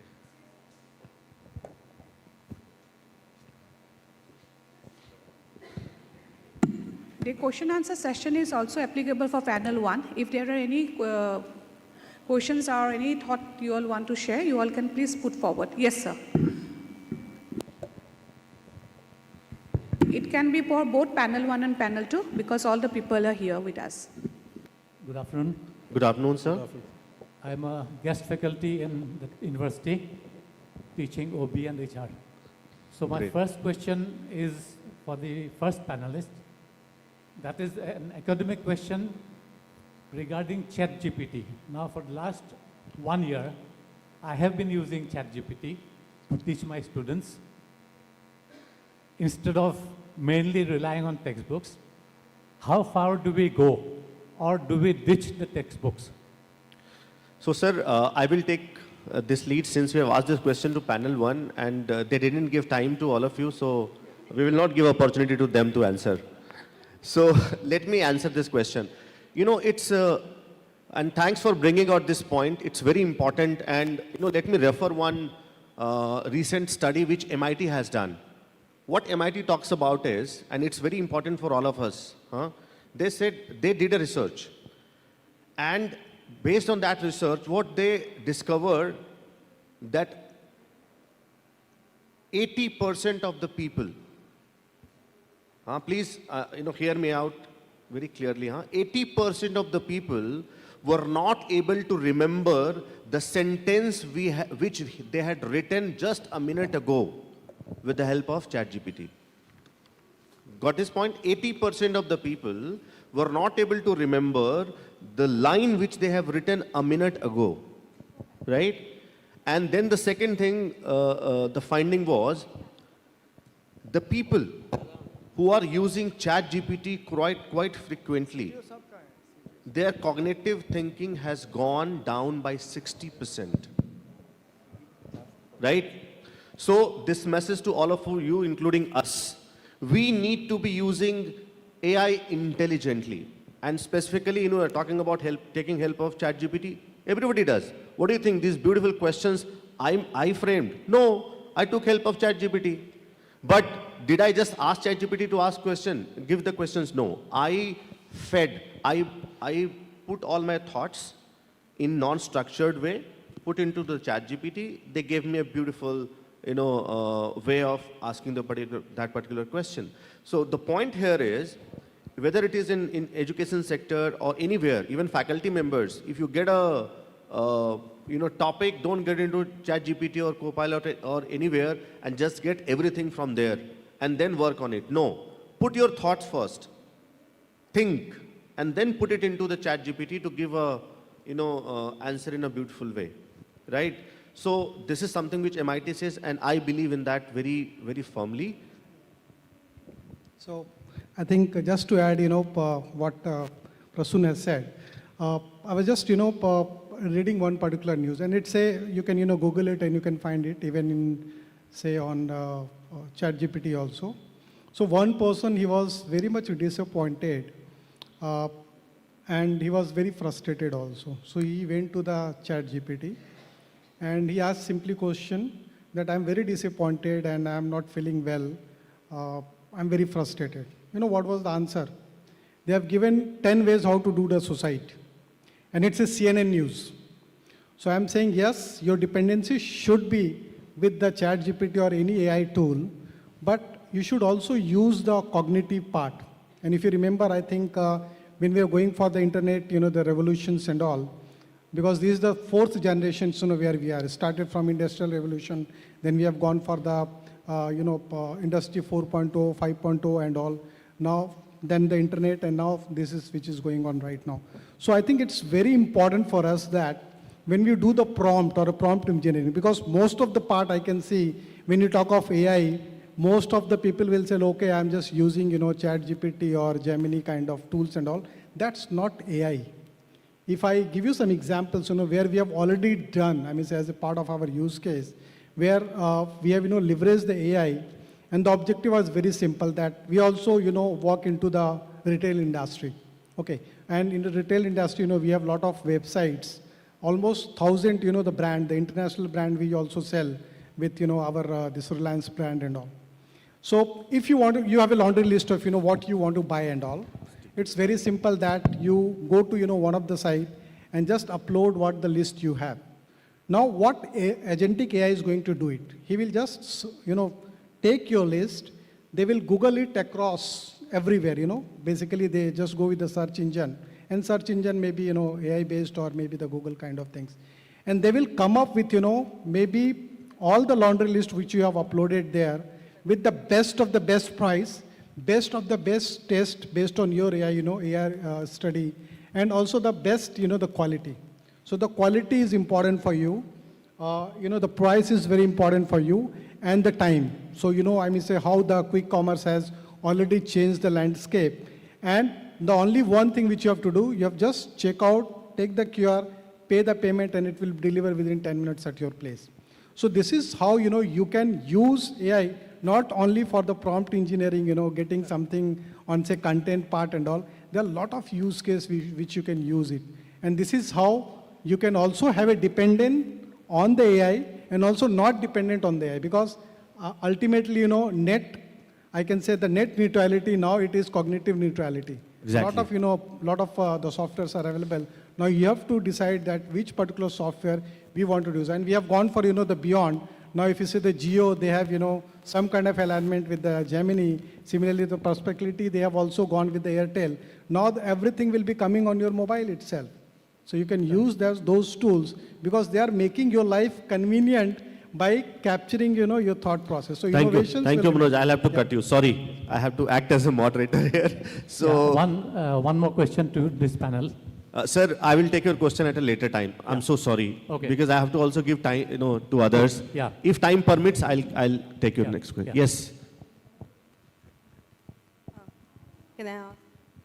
So my question is to Arun sir and to Rajkumar sir specifically. How do you think we can use AI to reduce early attrition, especially in smaller cities like Guwahati compared to a Bombay or a Bangalore? And a lot of attrition that I see in the role that I do is because people who finish 1 year, 2 years, they move to government jobs or to competition companies. So people who are leaving for these reasons, how do we use AI to reduce this attrition? So I'll answer it quickly. I know moderator has got his time ticking immediately. I start to speak in. So you need to have a division once. One is the accidental attrition, right? Where regrettable attrition that you call in. That is where you can use AI. The non-regrettable one, where the person who's going to a government job, for him, it's a dream, especially in a small town. You can't have a corporate offer, counter government job because the middle class people have gone for stability. Now, coming back to the question, how you can avoid the accidental one is having AI to have a 30, 60, 90 feedback for a new joinee. Be very more proactive of asking the recruitment experience. How was the onboarding experience? Where as an organization you have been going wrong, or as an HR you have not been empathetical. And when you have this 30, 60, 90 feedback, right? A person exactly thinks about resigning. 40% people would experience the recruitment, okay, and they'll think that ये अच्छी company नहीं है, अभी offer लेते हैं मैं निकल जाऊँगा. So ensure that your recruitment experience is good, and then you take a NPS, which is called the Net Promoter Score from them. Then the 30 days. After coming in, वो 30 days में mind makeup कर लेता है कि मुझे यहाँ रहना है कि नहीं रहना है. वो जाने में time लगता है 6, 7, 8 depending on the quality. So when you have the 30, 60, 90 feedback, you have a basic questions about experience of onboarding, IT support, HR support, manager, basic parameters. And when you get an automated survey, you can get a trigger, preempt those attrition, okay, which is a regrettable one, and then you can rectify that before it gets into a regrettable attrition. And if you do it, maybe at the 80% of the solutions, people would want to stay back and stay longer. Thanks, Abhishek. Was it a quick answer? Was it a quick answer? In my partners, I tried my best. Actually, I would have answered it in 15 No, minutes. no. It's okay. It was a very relevant one. So I'll keep it short. In fact, Thanks. Next question, please. Yes. Good afternoon, everyone. Good afternoon. So my question is for panel 1. Which emerging skills do you believe MBA students are still overlooking, but it will be critical in next 3 to 4 years as AI-driven roles are growing? Having panel 2 on the stage asking me a question is probably a little overkill, but let me answer this question. For a student, I always tell, as a HR guy, I think Nandini was talking about, a common sense element is extremely important. And we use technology so much that we actually stop thinking what is the right thing to do at that point in time. And as a HR, I always say, have your foundational elements, fundamentals right, number one. Number two is, I think someone was talking about, I think the Chancellor sir was talking about employees quitting job every 6 months, 1 year. I said, domain knowledge is rarely acknowledged. If you want to excel in your career, understand the domain, whether you are in a hospitality, telecom, education sector, stay in one domain till you actually understand the fundamentals of what you want to do. After that, you can say, okay, now mera man bhar gaya, I want to move into next. That's fine, your foundation elements are fine, there at least. But if you start doing hop, jump, jumping without your foundation right, without your domain expertise right, trust me, I'll be very honest, as if I am the hiring manager, I will never hire you. Because I'll be very brutally honest with you on that, all right? Thank you. Thank you, sir. Next question. Good afternoon, everyone. So my question is to Jagdamba ma'am. So ma'am, as you were talking about recruitment through AI, so I would want to know what are the potential risks of relying on AI for recruitment? Okay, the potential risk is if you totally depend on AI and there is no human element at all. You just believe in AI, run the entire recruitment process and hire a person. You don't know whether they are the culture fit to the organization. 100 right hires versus 1 wrong hire you know what will happen, right? So that is the reason why you need to always use AI for enhancement, but ensure that everywhere there is a checkpoint, whether it's with respect to sourcing or screening or whatever, right? And every time you finish hiring, ensure like Arun was mentioning, 30, 60, 90 days, and plus look at the data and try and analyze, is this pattern working well for us? Should we go back and re-look at how are we hiring, what can we enhance, what can we do better, and then rely on AI to make it better, right? For example, for employer branding, things like that, you can use AI. But for important areas like assessment, what is it that you feed and what are the answers that you're getting through the enhancement, through the assessment? Those are certain things that you need human intelligence and with respect to empathy as well. From a candidate experience perspective, how much of human element is used there? I think those are certain areas that you need to look at. And of course, ethics and all of that as well. So, yeah. Thank you so much, ma'am. Thank you. Good afternoon, everyone. Good afternoon. My question to Priyanka ma'am is that, is there a risk that over-reliance on AI might lead to biasness or exclusion in hiring, and how can HRs ethically manage this? Can you just repeat it? Over-reliance on AI can lead to biasness and exclusion in hiring. Is there a risk? Yes, there is a risk. Definitely there is a risk, because when we are totally dependent on AI and we are not applying our own brains, human brains, Yes, then definitely there is a chance that we get to, see the bias. It will give, for example, like Jagdamba mentioned, that there are 3 top candidates who have been interviewed and these are the ratings. But if we totally rely on it and if we are not evaluating them properly, if the assessments have gone wrong and we are totally dependent on the data that is given by AI, there is a chance that we are biased. So definitely, once we have the results available, we need to apply our brain and then take a decision. The final decision has to be of the person who is like running the show. Okay. Thank you, ma'am. Thanks. I think someone is raising hands there towards the end. Okay, you have the mic? Okay. And then next to him. Okay. Yes, please. Prasun sir, to beg your pardon, exactly not a question, but just an intervention to what we have been discussing here. So, about, just I represent the audience part. Ashish Banka sir has been the moderator for the panel first, and yourself be the second. So, हमारी audience की तरफ से भी हमारा को एक कुछ intervention करने का मौका मिला. तो जस्ट एक शेयर के साथ, जैसे आशीष सर ने कहा कि जब AI से रिलेटेड मैं बात कर रहा हूँ कि जब बदलती है नज़रें तब बदल जाती है नज़ारे, है ना. जब बदलती है नज़रें तब बदल जाती है नज़ारे. मानो तो जीवन सुख ही सुख, ना मानो तो जीवन दुख का दरिया. ये AI कुछ नहीं है, बस है देखने का नज़रिया. Fantastic. Thank you. A big round of applause for him. Absolutely. Absolutely. You know, Nazariya is nothing but perspective you're talking about. And yes, perspective makes a huge difference in everything. Thank you very much. और उसके साथ में और एक liner जोड़ देता हूँ कि अनपढ़ वो नहीं जो पढ़ना लिखना ना आता हो, अनपढ़ वो है जो पढ़ लिख के भी सीखना ना चाहता हो. सो यानी कि AI को हमको बरकरार रखना पड़ेगा सीखते. और सर आपके साथ पर्सनली मैं उम्मीद करना चाहूँगा आपका जो क्वेरीज है, जो क्वेश्चंस थे, शायद कहीं ना कहीं मेरा वो क्वेरीज है और मेरे पास कुछ सॉल्यूशंस है, शायद मैं आपसे वो गुफ्तगू करना चाहूँगा. Thank you so much. So you have also pointed out a very important aspect, knowing and learning. You know, this is what he's saying. Yeah. You know, I think it's very important. What do we know and what have we learned? Thank you very much. Thank you, sir. Thank you. The question, yes, last question. Yeah. I know you are making pressure on us, but I still have 10 minutes. See audience getting engaged, sir, but we always have constraint to time. You have but to give us 60 minutes, no? We started at 12:15. Yes, sir. That's the reason I was listening quietly and enjoying the questions. Yes. Hi, my name is Sridhar.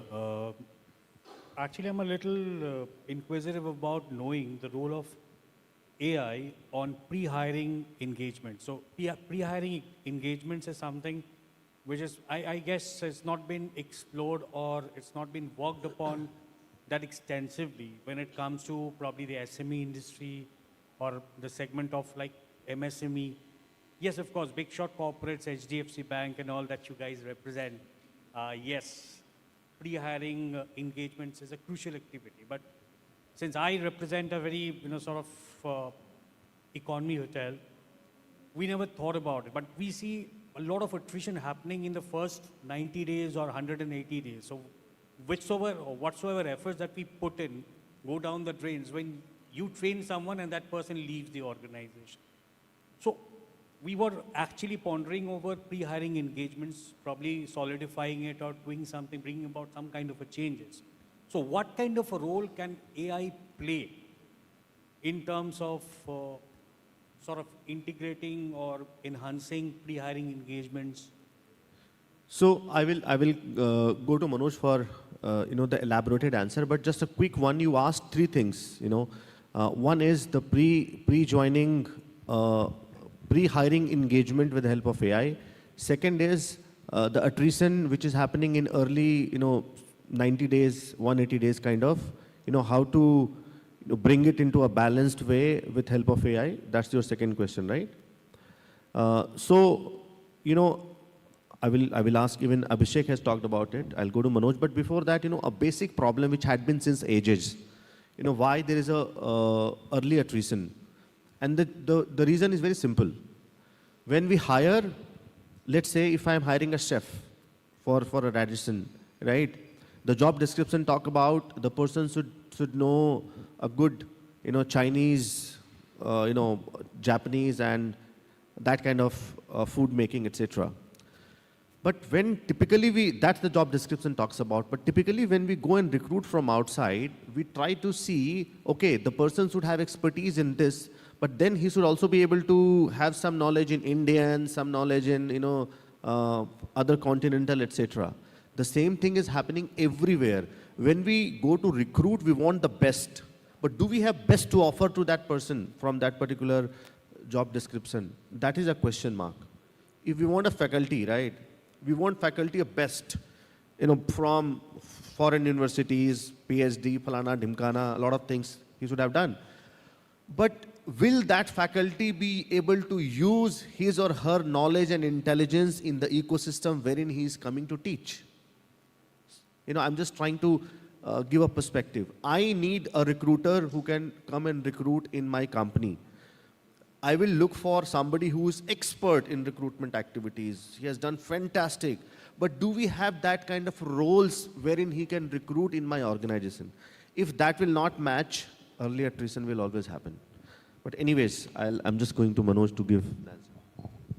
I think there are two aspects. When you go for the hiring and all, you can have basically the blend of both. So you can use AI as well as, the interventions of the recruiter. That is very important because I think, when you go for the hiring and all, the first and foremost thing that, is how culturally you are fit to the organization.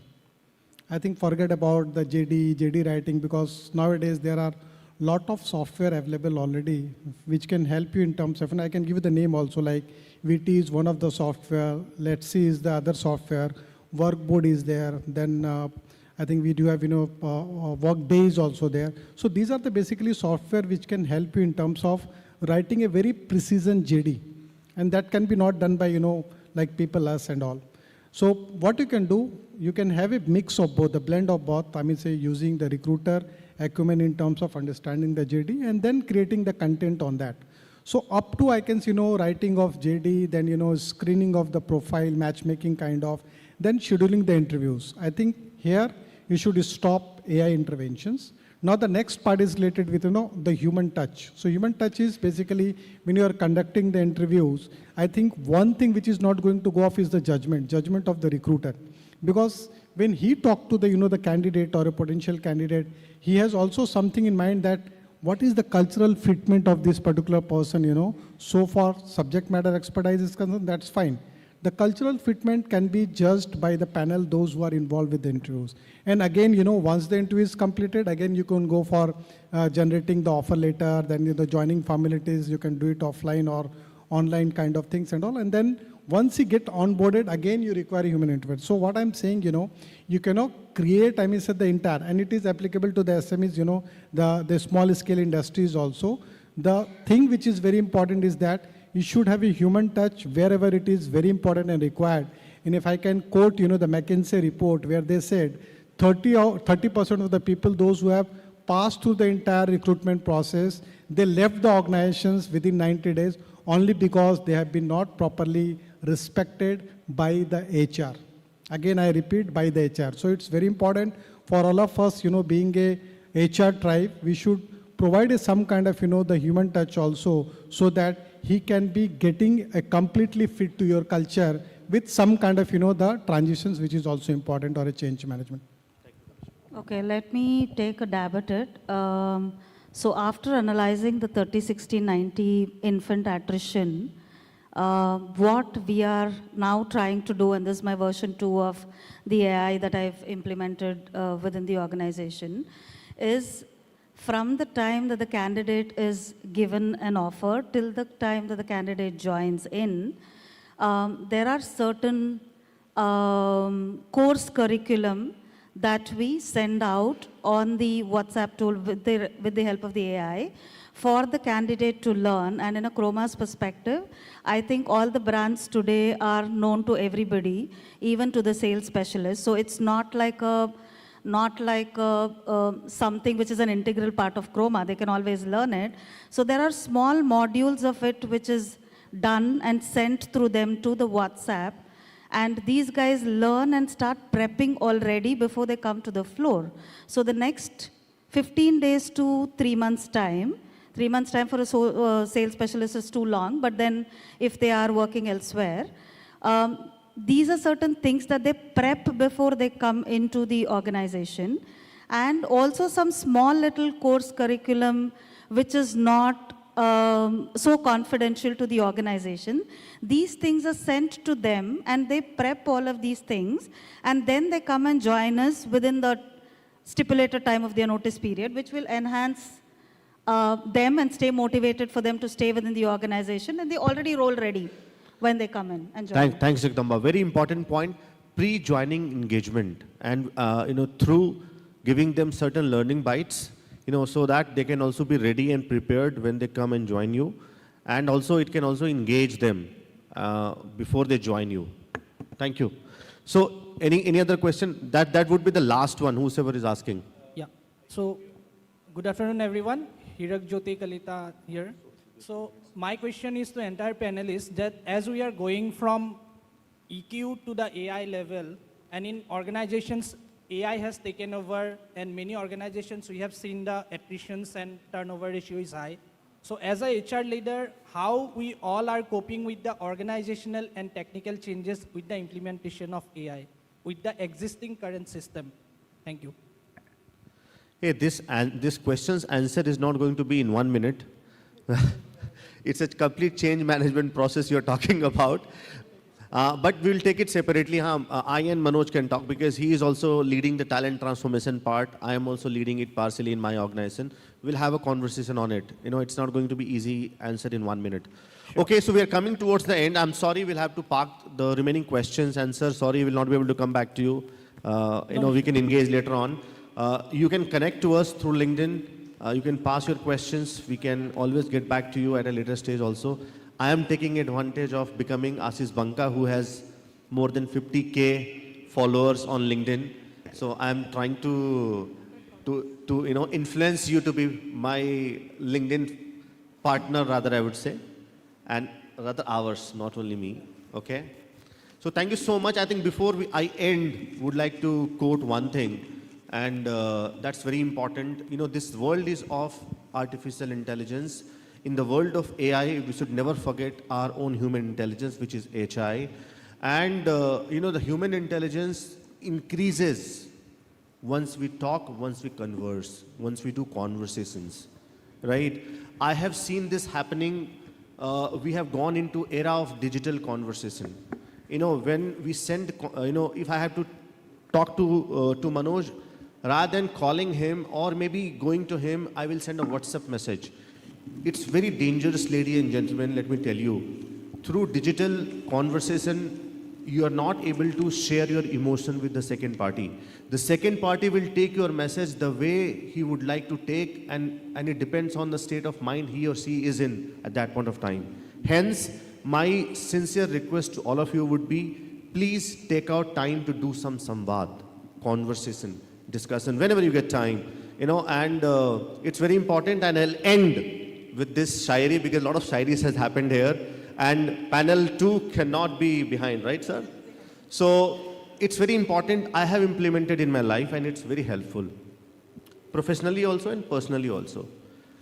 It's a share of Ambar Kharbanda who says that har mushkil ka wasila nikal aata. Wasila means solution.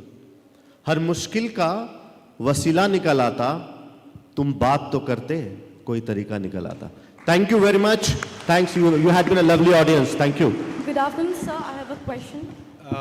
I think we are not taking questions anymore. Before we sign off on behalf of the panelists, I think the sessions would not be over unless until we appreciate the trustees, the members of Downtown University, and the students. Let me tell you, we have gone to all the national conclaves across the country. This is at par with the best. That's number one.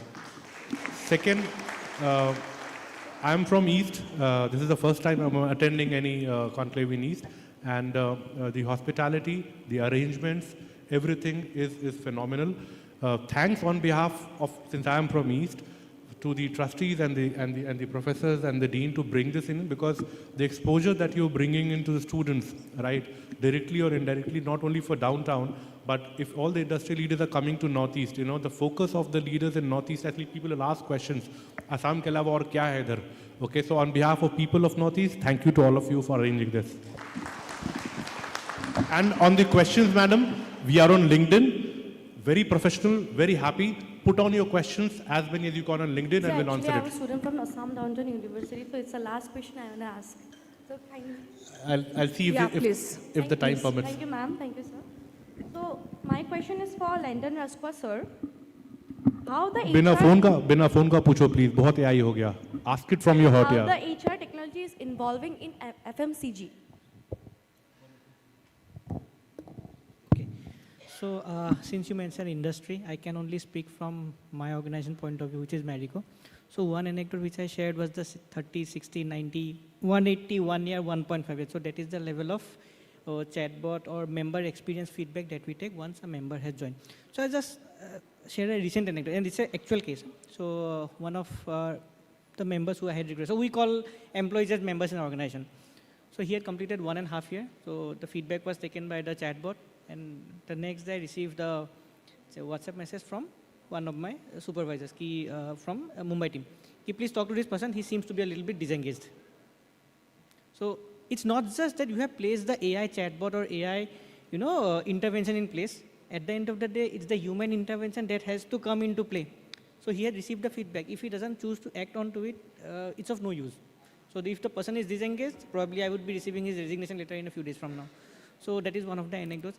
Recently in our, performance development process, the forms that we have to fill every year, so there are a lot of data which we have to feed in every year.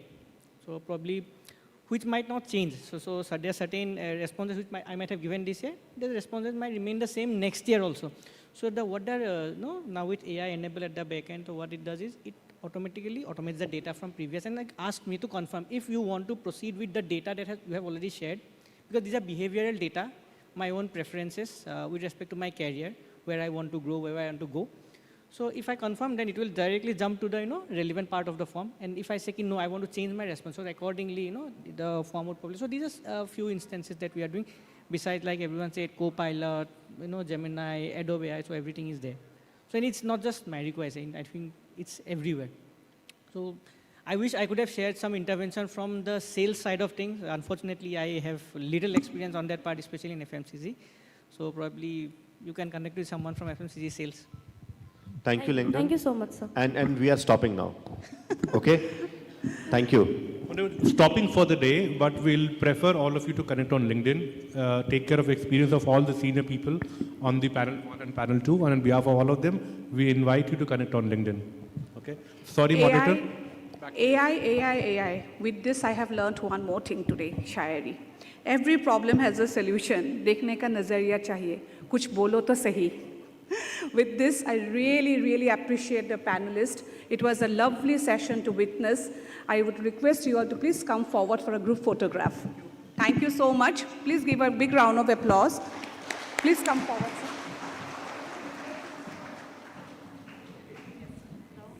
Shall we take it or? Thank you.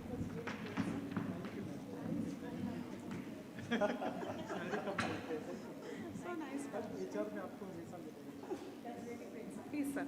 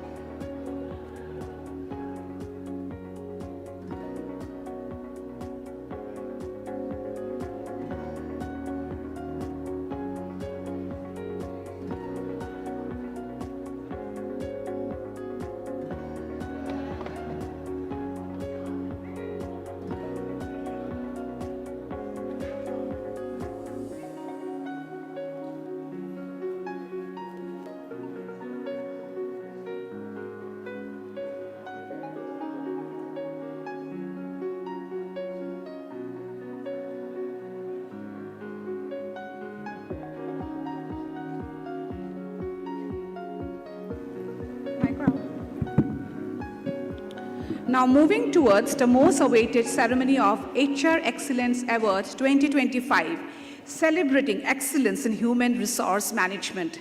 May I now request our esteemed judges of HR Rising Star of Northeast Award 2025, Aparajita Borua, HR Manager, Aditya Birla Fashion and Retail Limited. Ma'am, can you please join us on the stage?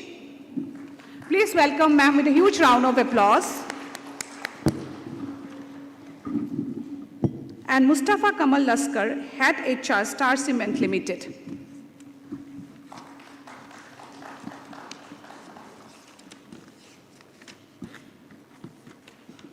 Please.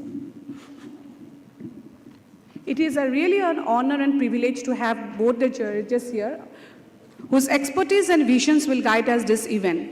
Please welcome them once again and let us take this event forward.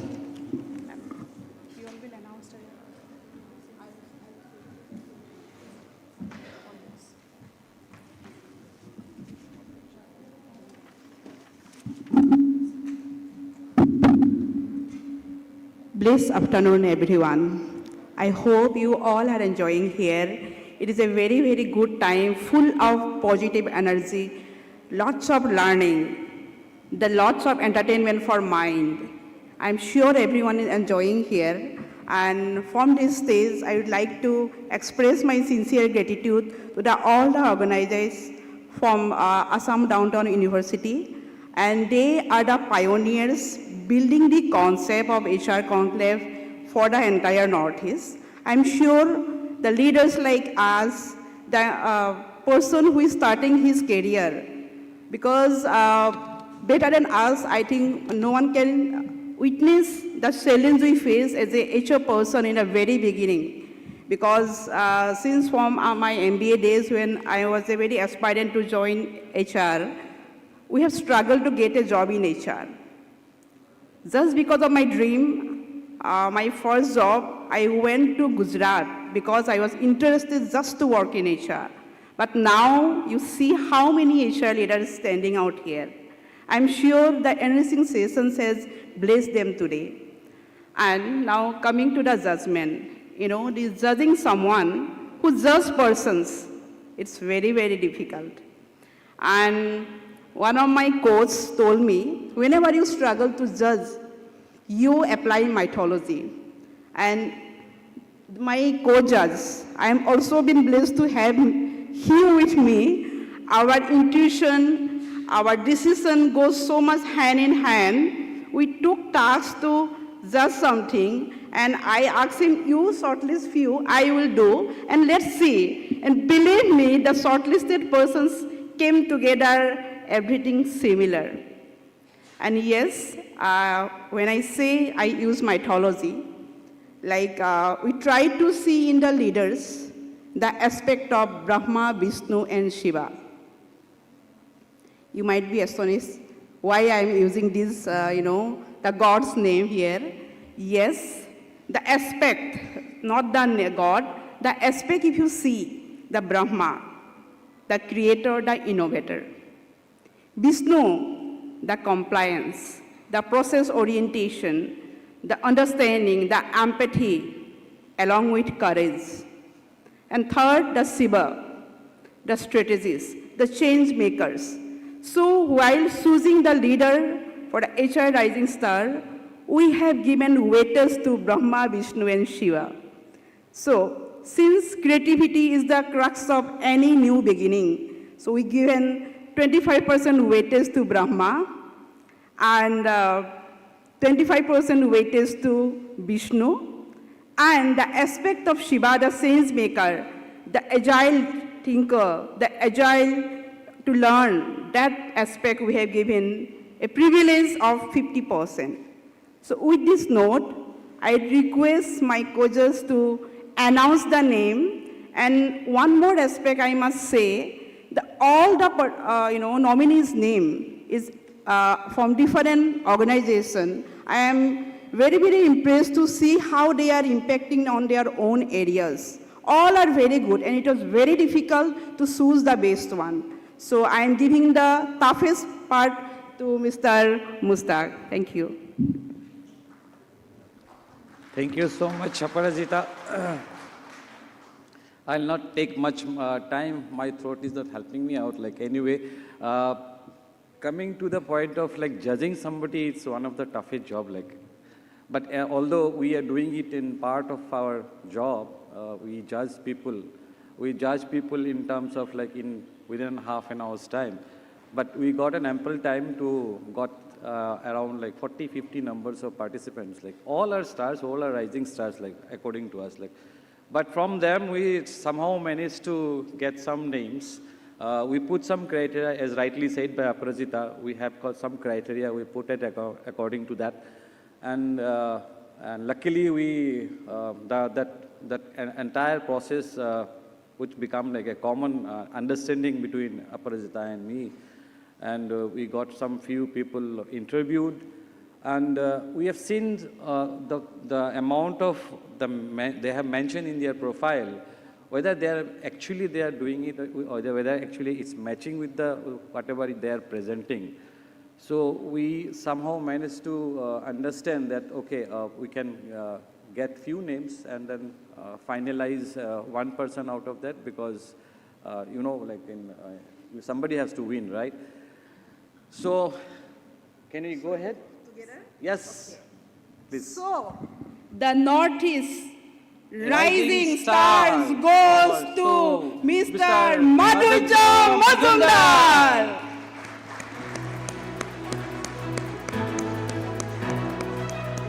Madhuja Majumdar, Senior HR Executive, Vantage Circle. Wow, what an experience.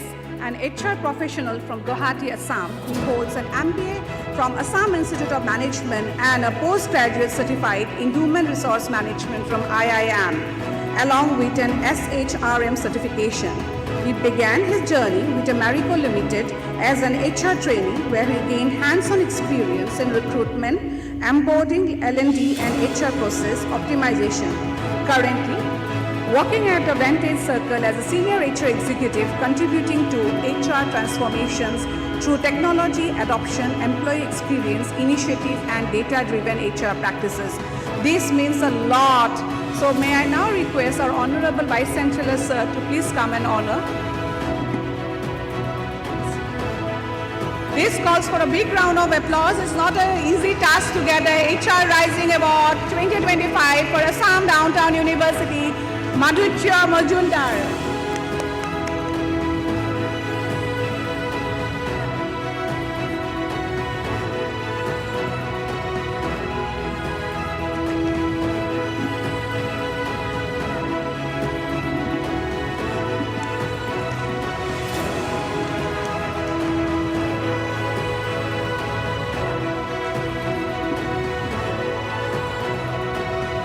A moment to cherish, a moment really makes all of us proud. Thank you. Madhuja sir, would like to hear a few words from you. Would like to hear a few words from you.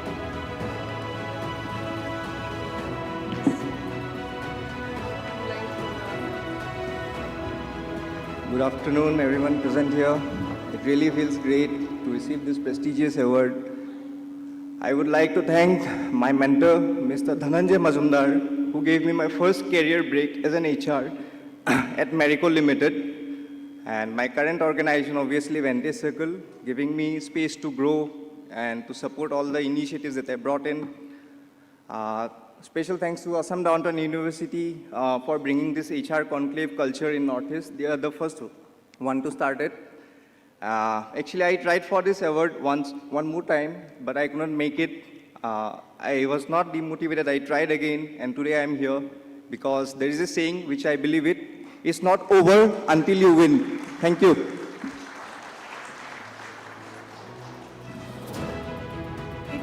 It's not over until we win. Les Brown's quote. I love it. Our next segment of HR Excellence Award, HR Leader Awards 2025. May I now request our esteemed judges of HR Leader Awards 2025, Mr. Ashish Banka, Global Leader, TA and HRBP Cradlewise. Please, sir. And Rajendra Lingwal, sir, VP HR Persistent System, to come forward and do the honor. Please welcome them with a big round of applause, because it's not an easy task.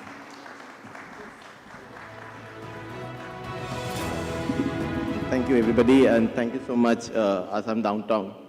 This was a very unique because last year I applied for this award and I won it. I was informed a day before I could not come. But one thing when I applied last year, as HR leaders, we apply a lot of places because we want to get recognized. But when I was following this process last year, I realized that we were doing this not to get an individual recognition, but you were kind of, after 15 years of experience, you want to get, kind of assess that what contribution have you done towards the education, towards society, towards your personal life.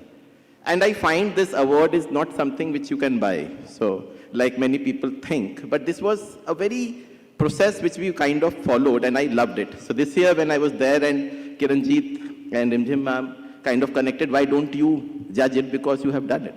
So knowing me, so I thought that I will not make it very easy. So I first connected Rajji and we said that let us make it as difficult as possible.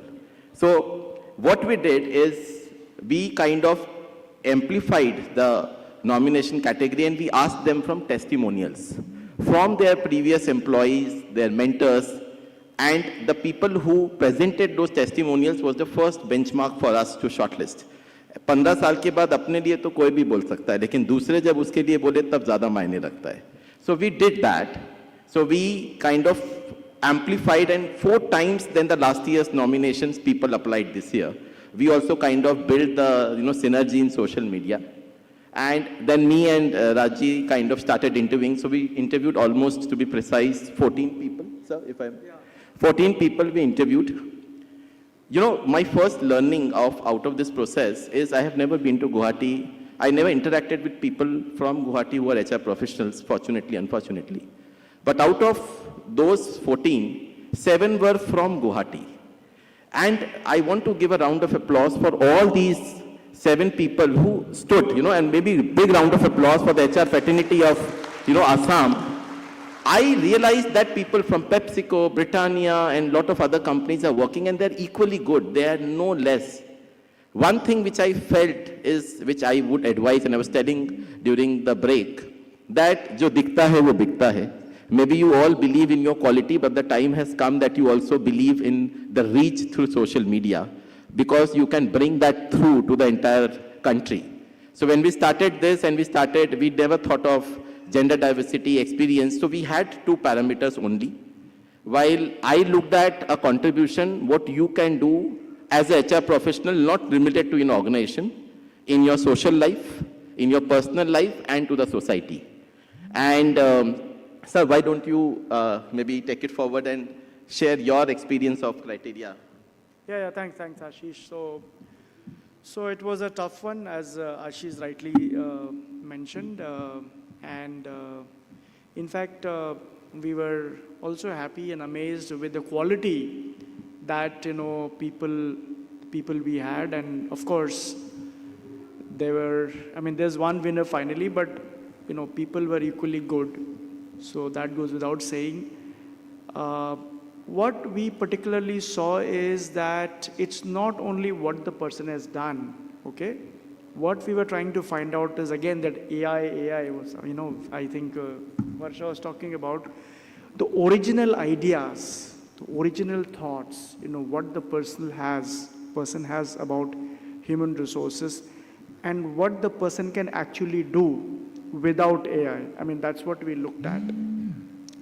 And that's how finally we, selected the best of them, and it was not a tough decision, but we selected. And the best one is here. I don't know whether others are also here. Yeah, in fact. Others have come? A couple of them have come. Couple of them have come, is it? Good. So फिर एक शायरी मेरे तरफ से हो जाए सब शायरी. So Ashish and Prasoon के वजह से शायरी हो गई है. So there's a winner already there. Sorry? Yeah, third shairi. So there's already a winner. So, there are others also who didn't make it for them. So, गिरते हैं शे सवारी मैदाने जंग में, गिरते हैं शे सवारी मैदाने जंग में, वो तिफल क्या गिरे जो घुटनों के बल चले. So, all the best to others who could not make it, as his name Madhurjya. right? If I'm getting it right. Said, I tried it next time, so next time is always there. Please try hard and maybe, who knows, next time you're the winner. So Ashish, over to announcing the name, most awaited. I feel, we did our justice. We are not the best, but this is a very important award because it brings to put that person more responsibility that now you cannot relax. Yeah. You cannot relax. You have to go out and kind of spread the wings of your horizon, of your knowledge, and of your motivation to others. It gives us immense pride, honor. We did, again, as I said, justice to whatever little competency we had. But sir, let us announce this together. Yes, please. Okay. Before we end, शुरुआत भी शायरी का मैंने किया था तो and भी मैं ही करूंगा और ये आसाम डाउनटाउन के लिए है कुछ शब्द Go ahead, go ahead. इस सुंदर महफिल के लिए 2 line before I announce the most prestigious award क्या दोपहर ये आई है क्या दोपहर ये आई है कि मेरी पलकें भी मुस्कुराई हैं क्या दोपहर ये आई है कि मेरी पलकें भी मुस्कुराई हैं आसाम डाउनटाउन यूनिवर्सिटी के इस एचआर कॉन्क्लेव में आप सभी ने समा बंधाई है so the prestigious HR leader 2025 is Nandita Bayan Barua. Please give a round of applause.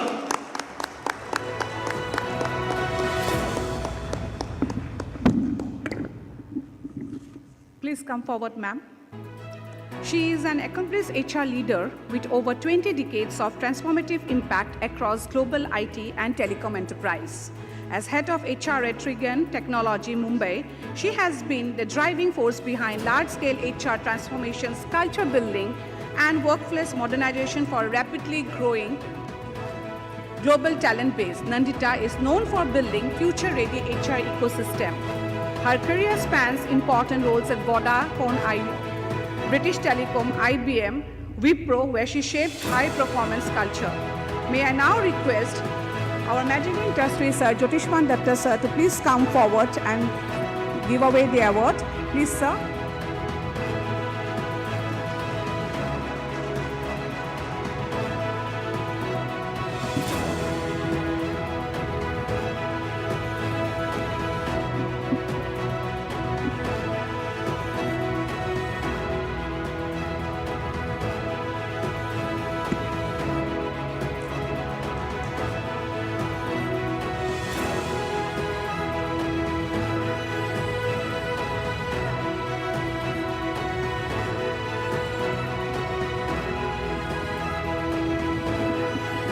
Thank you so much.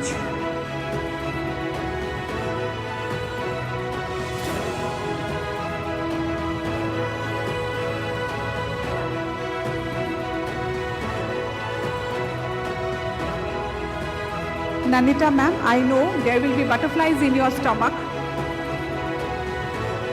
I can understand ma'am, there will be butterflies in your stomach, but still we would like to hear from such a visionary leader who is the HR Leader Award 2025. Please come, ma'am. Thank you. Ooh, overwhelming. Good afternoon. Thank you, Ashish, Rajendra ji. My special thanks to Assam Downtown University. Congratulations to Madhurja and all the applicants. So this indeed is a special day for 2 reasons. One, it's my 15th anniversary. So my husband is here with me. So that's special. But what will make this day of 2025 the most special is this award. And like we say that as we keep moving up, the lines between personal and professional life keeps getting blurred. My personal milestones have also had an impact on my professional milestones, and likewise. And that's why, in today's world, we not just talk about work-life balance. In fact, we say that work-life balance is a redundant concept. We talk about work-life integration. So it totally depends upon how well you've been able to integrate your personal and professional lives so that you're able to juggle the two, at the same time know which one to prioritize on which day, So I'm extremely honored to get this award. I'm sure it must have been a difficult call for Ashish, Rajendra ji, and the other organizing members. What makes it all the more special is to see this huge community in this region. I was born and raised in Guwahati, but I spent a lot of time outside of Guwahati. But my current organization, Trigen Technologies, gives me an opportunity to keep getting locational flexibility. So as and when possible, I do spend more time here. Otherwise, my office is in Mumbai. Anybody who wants to connect with me, I would love to connect with you. I am on LinkedIn. And at the same time, I would also like to offer my best wishes to my co-applicants, who I'm made to believe that they are excellent. So thank you for making this competition worthwhile. And I wish the best to all of you. A lot of young students here, so I really wish them all the best. And if there's anything that we can do as mentors to help you in this journey, we are there. On that note, I would like to conclude. But thank you once again. Thank you. Thank you. It's really difficult to acknowledge HR because their efforts and contributions are countless. But to add to the award ceremony, I would also like to highlight at the end of the session is that the HR Rising Award winner got 50,000 cash money. He will be getting the money very soon. Today only we will release it. And 1 lakh for the HR Leader Award. I think this really needs a big round of applause for recognizing the AD2 family, recognizing the HR's hard work, hardship, which is actually we cannot measure it any other ways, but a special and humble thank you from each one of our AD2 family.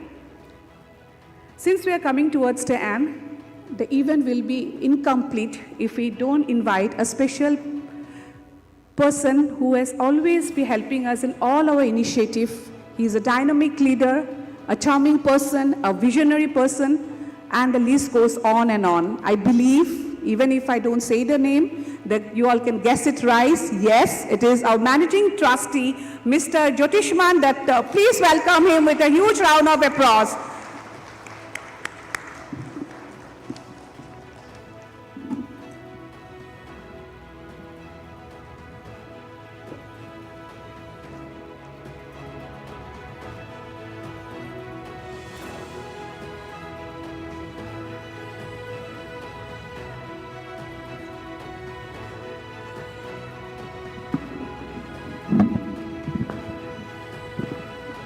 Good afternoon, everyone. So at the end of an HR conclave, in a room full of HR persons, can I ask a very small question? Is HR important? How important? As a layman, if you ask what does HR do, they'll tell you a meme where HR is supervising someone making a rangoli. Is that what HR does? Or a little more? When you come from academia, you know there's this bridge, a bridge that you never see. A very, very important bridge between two islands, two ends of the river, even I don't know. It's a bridge without cement. It's a bridge without steel. What bridge is it? It's called the Academia Industry Bridge. It's a story that is repeated in multiple articles, multiple videos, we keep talking about it. HR's job is to help both sides navigate this bridge. You are the only personnel which 1 year is listening to the aspirations of the youth, students or anyone who's aspiring to get a job and enter the corporate world. And also you are listening to the aspirations of the corporate world as to what they are looking for in the new employees, what they are looking for in the future leaders. So only one profession in the world who can balance this, you can help the world navigate this. Now in that bridge, you add AI. What does AI stands for? A lot of anxiety. People are very happy. Students are now very happy. They're giving Einstein-level ChatGPT reports and feeling very happy. Life is great. But if life is so easy, will companies hire me because they can hire someone else? Or why? They can hire a bot. So there is this anxiety, there is this apprehension. Now the job will be yours to address this. We don't know what's coming in the next 6 months. We don't know what's coming in the next 12 months. ChatGPT version 10 or God knows some new app which will do a lot of the tasks that we are doing much more easily. So in this world where there is so much dilemma, I think you will have to be the bridge. I think that is a huge responsibility that is there on each and every one of you. So we are so lucky today to have the best in the country with us, with the best in the Assam and Northeast with us. So as mentioned in a very beautiful shairi, which I cannot say probably, my Hindi is not very good, that the largest ideas will start from the smallest discussion. Today may be just a 3-4 hour discussion, but as it implanted a small idea, which I think we can all work on. It can help millions of youth cross the bridge, and thank you to each and every one of you for making effort to be with us today. I would thank all of you, and as you said, I hope you like the Assam. Please go back to your offices and say we need to shift as many jobs to Assam as possible. We'll be very happy with that from you. So at the end, thank you so much for coming. We'll have lunch ready, but before lunch, I would request you, we'll end the event today with the singing of the national anthem. If you could all rise, and we'll close the event after that, and request all of you to please join us for lunch.